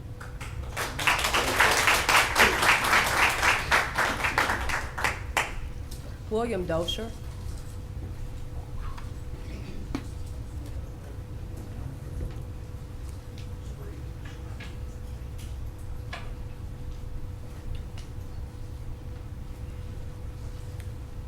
Good afternoon, William Dosher, 425 Slattery Boulevard.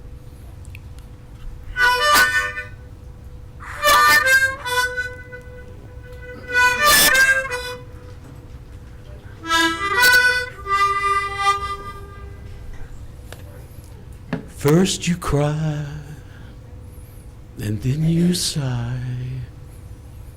Someone lied, you'll get by, but first you'll cry. My apologies to Percy Sledge. He recorded that. David Egan, my childhood friend, Grammy nominated, wrote that song with Buddy Flett. I'll be playing with Buddy in about an hour. David's not here anymore. He died 6 years ago. Lung cancer from secondhand smoke. I'm speaking here for David. David fought to have smoking banned in the music venues of Louisiana. You're talking about changing this ban. I know it's about the casino floor, but smoke will permeate from the casino floor, go through the door, and to the cabaret where the music soars. I need you to realize that that smoke doesn't stay just in that little 25% area. It will float through. I won't go to the music venues across the river because the smoke gets to me too much. Please think about the people.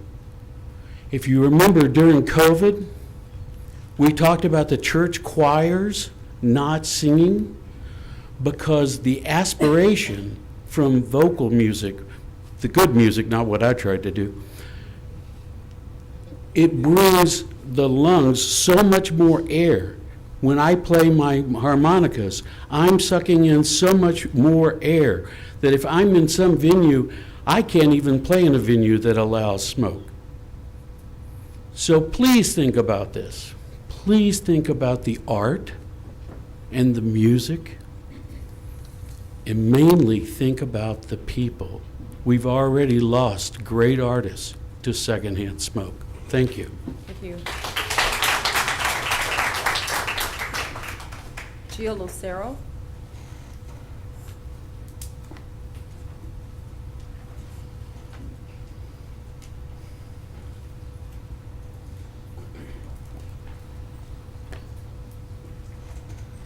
Good afternoon, Chairman Green, members of the council, Mayor Arsenault. My name is Jill Lucero, and I've lived in Shreveport for 33 years. I'm the local director for the American Heart Association and a concerned citizen. I'm here to ask that you keep Shreveport smoke-free. Do not pass this ordinance to allow us to go backwards. Doing so will have a detrimental effect on the health and well-being of both employees and the patrons. You've heard that from everybody. Look at the room behind me.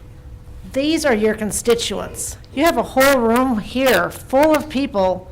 I'm looking in the screen, saying, please do not roll this back. These are who voted for you. I voted. I'm in Mr. Brooks' district. Please do not roll this back. We've heard about economics. What about the economic impact in Shreveport when people are sick? How much time have they lost for work? How much for their insurance? How much for their health expense? How about when their kids get sick from the secondhand smoke and the thirdhand smoke that's brought home for the asthma? I've worked for the Heart Association for 12 and a half years. Although I'm not a medical professional, I have seen a gambit of a lot of things across the board. Allowing smoking in the casinos would jeopardize the progress that we have made in this city.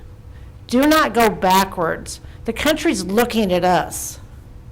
Don't put us as a blight on the map in the country or rolling something back when you can protect the health of our citizens. I'm a citizen of the city. By preserving the smoke-free laws for all workers in the workplace, we continue to protect our community from the dangers of secondhand smoke and set an example for others to follow. Let's bring Bossier up to where we are. Don't lower our standards to where and go backwards. Let's bring Bossier across where we are and keep them smoke-free. Get them to become smoke-free so that their citizens are also protected. Before you cast your vote, please consider the employees who will be subjected to prolonged exposure to secondhand smoke if this repeal is approved. Ventilation systems do not provide the effective protection against secondhand smoke. Countless studies have demonstrated that casinos workers experience higher rates of respiratory problems. The American Heart Association firmly believes that no one should have to sacrifice their health for the sake of a paycheck, entertainment, or profit. Please do not put casino workers and patrons in harm's way by unnecessarily exposing them to hazards of secondhand smoke. Thank you for your time. I trust that you will make the right decision as the city council before you did 3 years ago when they voted to impose a smoke-free ordinance in the casinos. Thank you. Chelsea Cipriano.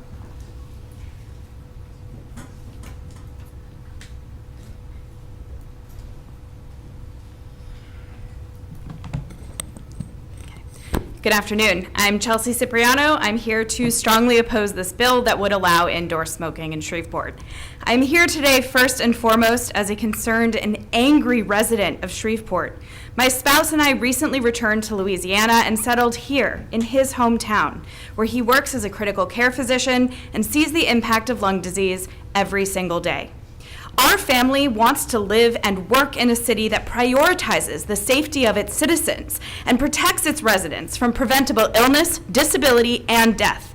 And yet, I'm concerned that this proposal and the slippery slope of a precedent that it sets for the future will only make our city less safe. I am also here today as the daughter of a lung cancer survivor. I don't wish what my family has been through in the last year on anybody. So I will continue to fight tirelessly for any and all precautions to ensure more families are protected from the dangers of smoking. And last but certainly not least, I'm here as a public health expert. I have worked at multiple levels of government for over a decade across the country on critical public health issues, including COVID and the prevention of exposure to environmental hazards, such as smoking. The evidence is clear. There is no safe level of indoor secondhand smoke, or secondhand smoke at all. To this end, it's my understanding that the experts at ASHRAE, the American Society of Heating, Refrigerating, and Air Conditioning Engineers, provided you all and you, Mr. Mayor, with a letter that details their position that the only means of avoiding health effects and eliminating indoor tobacco smoke exposure is to ban all smoking activity inside buildings. According to ASHRAE, filtration systems to remove the nuisance of smell, but not the actual toxins from the air, are entering casino lungs. They're insufficient. Years of data show strong laws to prohibit smoking indoors save lives. The existing law does just that. Why touch it? Why undo anything and move backwards? It protects casino workers and patrons from secondhand smoke, and it goes further. It protects their families at home from third-hand smoke. As you've heard, in Louisiana, over 7,000 people die annually from smoking, and even more suffer while living with the impacts of tobacco-related illness. I beg you to acknowledge that these numbers aren't just numbers. They are our friends, our family, our neighbors, our fellow community members here in Shreveport, and their suffering deserves to be prevented. I'll end with this. I love that so many in this city so vocally commit to the revitalization of Shreveport's economy. Shreveport's economy can only be as healthy as its community. If we truly want a healthy, resilient economy, we need to take and uphold bold actions to improve the health of our workforce and the community at large. The proposal before us today does exactly the opposite. It will be detrimental to our health and thus bad for the economy. It puts lives and livelihoods at risk, and it brings our city backwards instead of forwards. Please vote no on this proposal today. Thank you.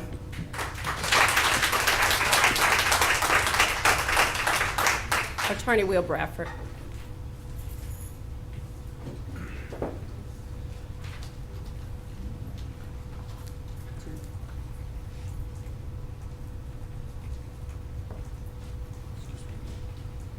Good afternoon, members of the council, Mayor. William Bradford, Blanchard Walker, O'Quinn Roberts, 333 Texas Street, Suite 700, Shreveport, Louisiana, 71101. I represent Bally's Casino and wanted to speak a few minutes today on this very difficult topic. You all are in a very untenable place. You're in a spot where you're having to weigh the concerns of our economy versus the concerns of our public health. And I don't think anyone in this room will argue the efficacy of smoke-free living and the importance of healthy living and healthy lifestyles, healthy life choices across the board. But ultimately, as a panel, you're also tasked with weighing the impact that this legislation has had on our local economy. One of the things that you have to consider, and I implore the crowd to consider, is that the sponsors of this legislation don't take this lightly.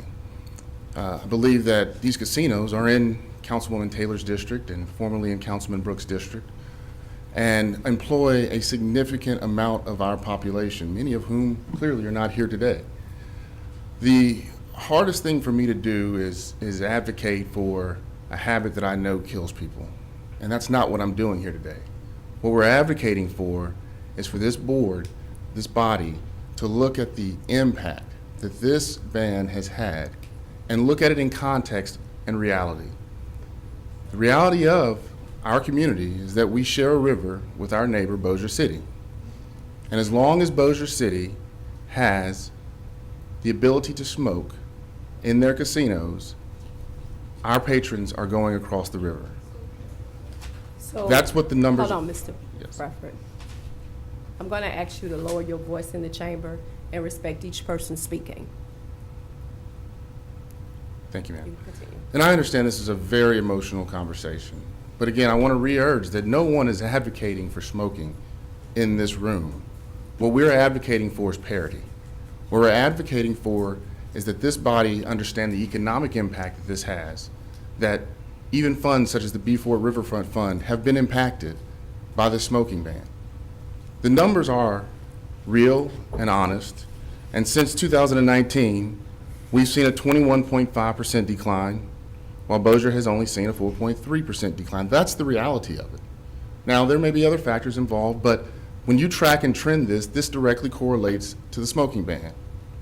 As a person who does not smoke, as a person who would advocate and has given to many of these organizations here today speaking in opposition of the ban, I sure wish this conversation had started at a much broader level. But where we're placed today, as a body, as a community, and I listened to the pledge and it says indivisible, right? I mean, that is hopefully at the end of this conversation, we come back together as a community and work forward past today. But ultimately, this body has the charge of regulating commerce in our community. And the people who are most impacted, besides the employees, very important group of individuals, are also the businesses and the business owners. And those members have spoken today about the impact that this ban has as long as there is not parity across the river. So, again, we are where we are, and the numbers show you what is happening in our community, and the resources and revenues that help to drive and generate economy and our employees and employment here is being sapped away across the river. Thank you so much. Thank you. Cornell Jackson.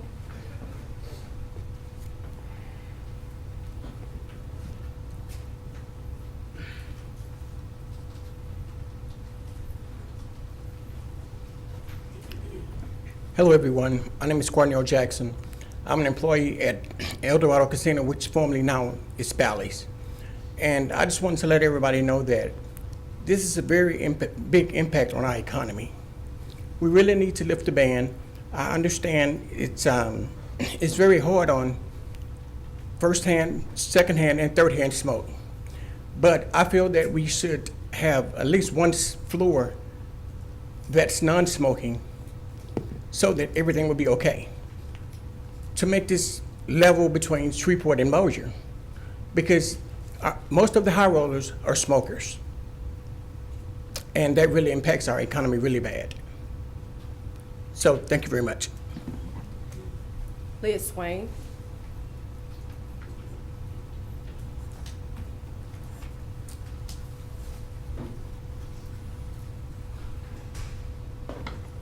It's good to see all of you again. Hello, everyone. Good to see you today, Liz. Thank you. I could not say your name yesterday, I saw you Grayson. on I'm TV so sorry. yesterday, but I didn't see you. It's good to see you. I Excuse me, Liz. think that we. Liz, excuse I'm me. so sorry. Would you tell him that When you call his name, I call point of order. I heard you. He called point of order on me, but I didn't know what to call you since I couldn't call you your name. We'll talk about that later. That's fine. I do want to thank you for allowing me to come up today. And William Bradford's comments, I thought, were so eloquent and so something that I definitely agree with. And I'd like to talk to you for a moment about one of the comments that we heard earlier today. And that comment was that Shreveport doesn't care about money. And respectfully, we cannot not care about money. We cannot not care about money. Our city's history, and many of you remember this and many of you have lived this, is filled with businesses that were courted to our area with tax breaks. And they came in and they set up shop, and when those incentives ended, they left. In a sad way, we've all kind of gotten used to that. The casino boats got no tax breaks. They were taxed at some of the highest rates in the state, more than 20%. And that doesn't even include the taxes that they pay to the city and pay to Caddo Parish. $8 to $11 million a year has flowed from those casino boats into the city coffers since the year that the 2 casino boats moved to Shreveport. That money has been used, as we all know, to do everything for the city of Shreveport, to pay salaries, to maintain parks, to balance the reserve fund, to support a list of nonprofits who do a variety of wonderful things, who otherwise would not have the funding to do those things. But our casinos are not bulletproof. They've been hit by the same things that have closed other businesses, but they have stuck it out. They are still creating or at least maintaining jobs. They are still bringing tourists, and they are still hoping to make additional investments in our community. Now they are asking for help. Not a completely level playing field. We've heard that comment today multiple times. They're just asking for some help so that they can continue to create jobs, provide jobs, serve tourists, create and generate revenue that they need to survive, and we hope to thrive. The ordinance that you have crafted is a common sense way to do that. 1 floor of each boat remains non-smoking. The hotel, the pavilion, the restaurants, the bars, the entertainment centers, non-smoking. Does this level the playing field? No, it does not, but it gives them that fighting chance. Compromise has been made to be a bad word. It is not. And sometimes good governance depends on it. The Downtown Development Authority's Board of Directors believes this is one of those times. We want Shreveport casinos to be able to compete. We support the ordinance revision and hope you will too. Thank you. Thank you. That concludes public comments. Thank you very much. Today we have for executive appointments, Attorney Marcus Edwards and as City Attorney, and Alan Pierce as Superintendent of Traffic Engineering to consider today. Is there a motion to approve these 2 individuals? Second. Moved by Councilwoman Bowman, second by Councilwoman Taylor. Are there any questions or comments? If not, push the button.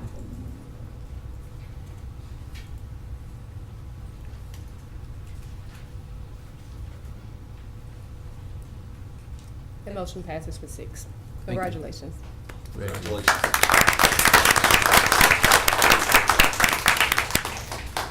At this time, there are no items on the consent agenda for introduction to be adopted today. Madam Clerk, would you proceed with regular agenda legislation? Resolution 166 of 2021, a resolution in support of and establishing a tax increment financing TIF district, a proposed public improvement district wholly within the city limits of the city of Shreveport. This was previously postponed until June 27, 2023. Resolution 61, adopting the System Survey and Compliance Questionnaire required by the Legislative Auditor's Office of the State of Louisiana. So moved. Moved by Councilman Butcher, second by Councilwoman Bowman. Are there any questions or comments? If not, push the button.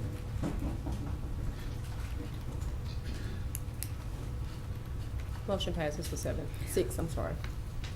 Resolution 62, approving the budget for the Caddo Shreveport Sales and Use Tax Commission for the fiscal year beginning July 1st, 2023. So moved. Moved by Councilman Butcher. Second by Councilwoman Bowman. Are there any questions or comments? If not, push the button.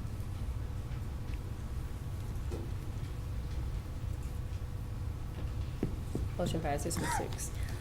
Resolution 63, authorizing the mayor to accept an in-kind donation of a 2009 Allegra RV valued at $24,000 from the Caddo Parish Sheriff's Office. So moved. Moved by Councilman Butcher. Second. Second by Councilman Terrell Farrell. Are there any questions or comments? If not, push the button. Motion passes for 6. Resolution 64, authorizing the donation of surplus property, specifically motorized vehicles of the Shreveport Police Department, which are not needed for a public purpose, to the Minden Police Department. So moved. Moved by Councilman Butcher. Second. Second by Councilman Terrell Farrell. Are there any questions or comments? If not, push the button.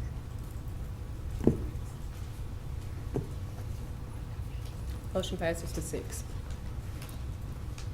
Resolution 65, authorizing the donation of surplus property, specifically vehicle prisoner containment systems and spotlights of the Shreveport Police Department, which are not needed for a public purpose, to the Ville Platte City Marshal's Office.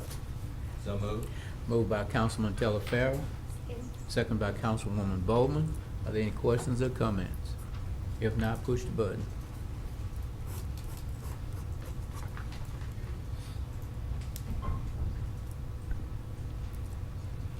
Motion passes for 6.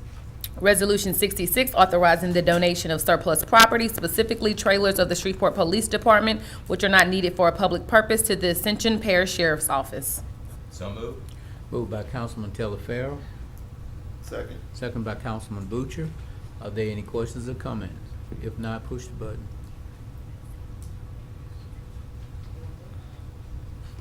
It's just, there it goes.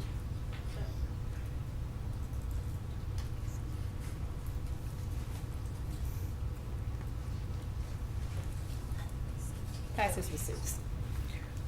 Resolution 67, stating the City of Shreveport's endorsement of Andrus and Entrepreneur Center LLC to participate in the benefits of the Louisiana Restoration Tax Abatement Program, and a motion to postpone is needed due to the public hearing.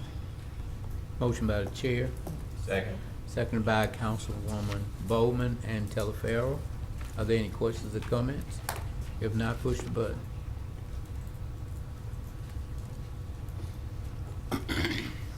Motion passes for 6. Resolution 68, stating the City of Shreveport's endorsement of Cooper's Corner LP to participate in the benefits of the Louisiana Restoration Tax Abatement Program, and again, a motion to postpone is needed due to the required public hearing. Motion by the chair, second by Councilwoman Bowman. Are there any questions or comments? If not, push the button. Motion passes for 6. Resolution 69, authorizing the City of Shreveport, Louisiana purchasing agent to reject all proposals received for airport terminal modernization, terminal and concourse seating replacement, RFP proposal number 23-810. Motion by the chair, Second. second by Councilman Butcher. Are there any questions or comments? If not, push the button.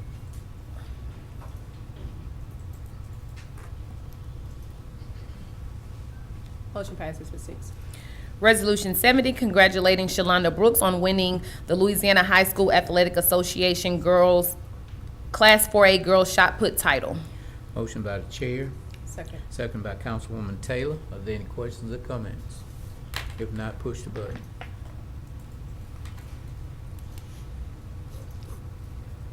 Motion passes for 6. Resolution 71, congratulating the Huntington High School Lady Raiders track and field team on winning the Louisiana High School Athletic Association Class 4A State Championship, and there is a request to postpone this resolution. So moved. Second. Moved by Councilwoman Bowman, second by Councilwoman Taylor. Are there any questions or comments? If not, push the button.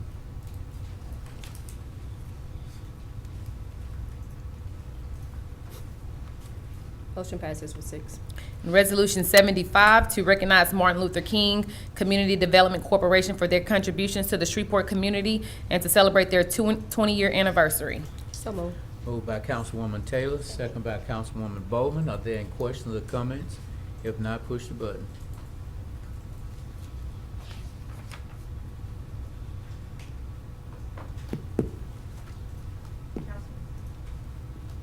Motion passes with 6.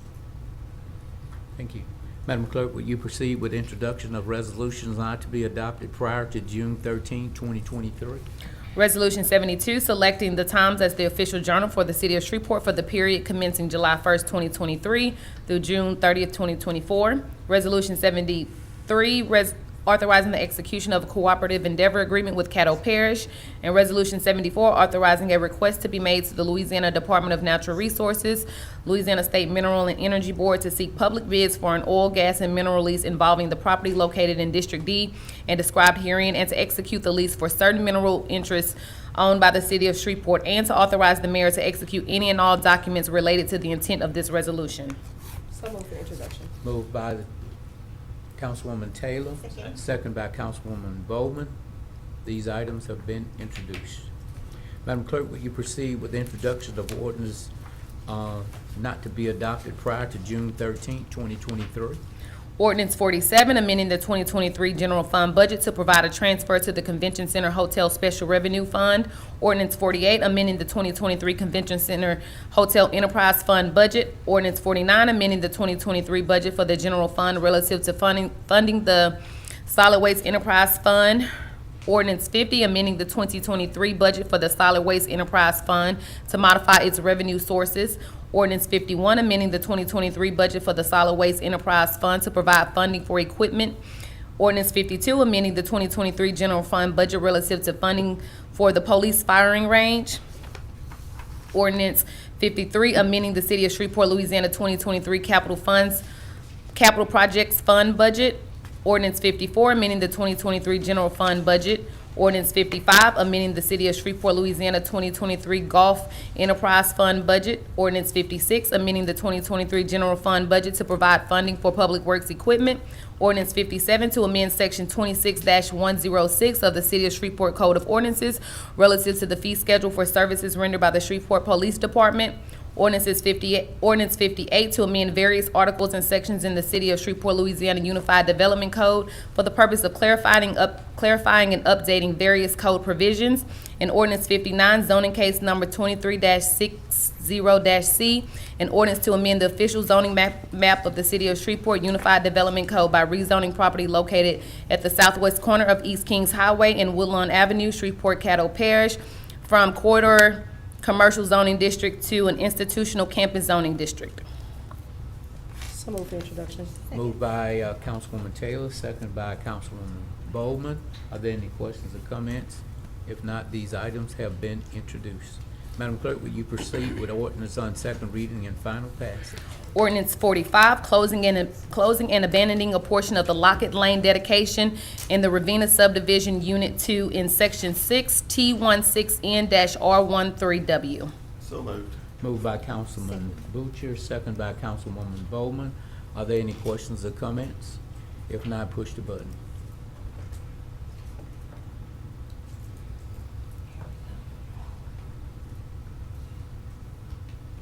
Motion passes with 6. Ordinance 46, to amend Section 50-212 of Article 5 of the Code of Ordinances of the City of Shreveport relative to the Smoke-Free Air Act. So moved. Moved by Councilwoman Taylor. Mr. Chair, Second, is that a second? that's right, just like the comment. We got to get a second before that. Second by the chair. Are there any questions or comments? Mr. Telefarrell. Yes, thank you, Mr. Chair. To the members of the audience, I do appreciate all the energy that has been conveyed to this council on this very sensitive topic. So I'd just like to read a statement. For those of you that know me know that I like to think on things first and then prepare something. So there's a book called Start With Why, and it's written by Simon Sinek. It's a question that before any or every decision takes flight, why must be asked and why must be answered.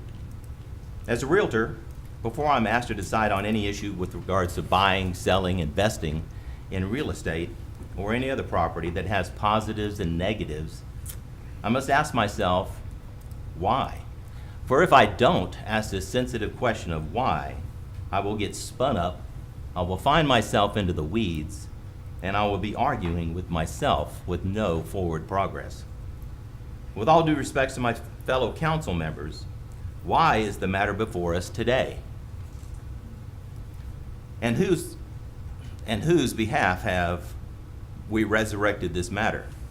Caused our citizens to take their valuable time, come down here and speak with us, send us emails, give us phone calls over a matter that we have not asked the fundamental question of why.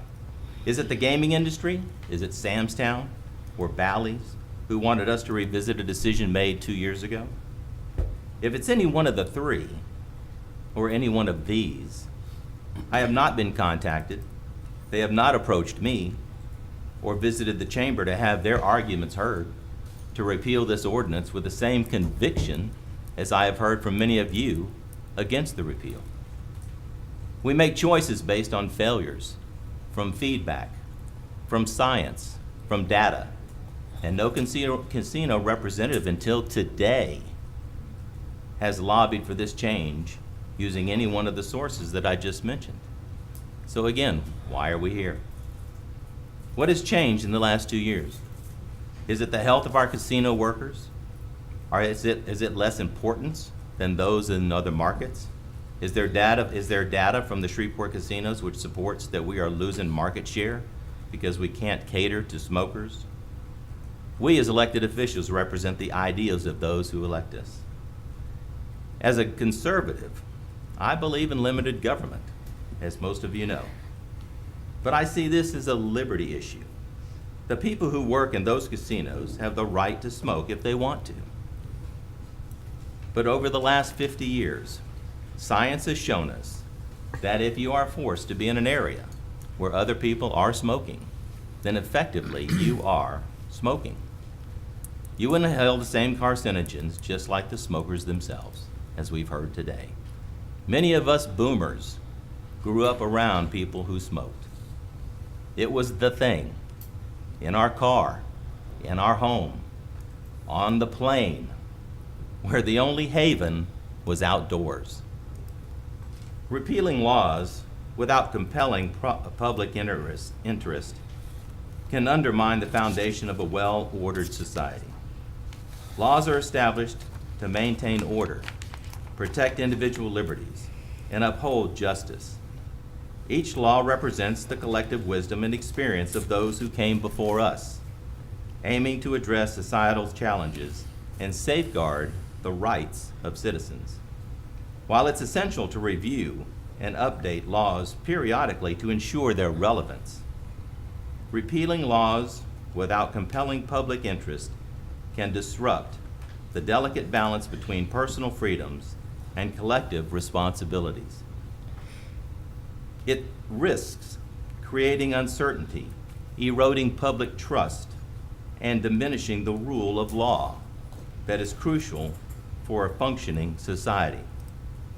Change should be driven by careful assessment of the consequences, weighing the potential benefits against the potential harms. Government's job is to secure our God-given rights to liberty. In this case, smoking infringes on another person's pursuit of happiness and their liberty not to smoke. I have always believed that I should be free to decide what I put in my body. If to feed my family I must inhale cancerous smoke clouds in my workplace, then my government has failed to secure my right to liberty. And whenever any form of government does something that does not have the consent of the people, then it is exercising unjust power, making that government unjust itself. Thank you, Mr. Chair.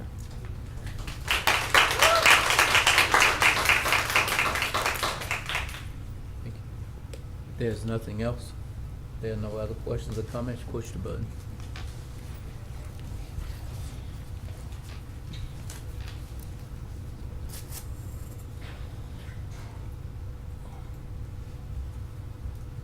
Motion passes with 4. Thank you. Madam Clerk, is there any table legislation to be removed from the table? There is not. Thank you. We have no property standards or ABO appeals to consider today. We have no MPC or ZBA appeals to consider today. Are there any other appeals, Madam Clerk? No, sir. Are there any reports from officers, boards, and committees? There is not. Madam Clerk, is there a clerk's report? No, sir. Mr. Mayor, do you have any additional communication? I do not, Mr. Chairman. Any council member have any additional communication? Mr. Chair, Yes, sir. I want to, and I know she's in the middle of something right now, but I want to thank Ms. Tucker for serving as our interim city attorney. I think she's done a wonderful job and has been very receptive and answered every question that I needed. In fact, up until about an hour and a half ago as I'm walking in the door. So I just want to tell you thank you for professionalism, and I look forward to working with you again. Oh, she's not going. She won't be leaving until July. I know, but I'm still just telling her thank you. It's all right. Well Does any any other members of the council have any additional communication? Executive sessions, there are none. If there's nothing else to come before this body, we adjourn.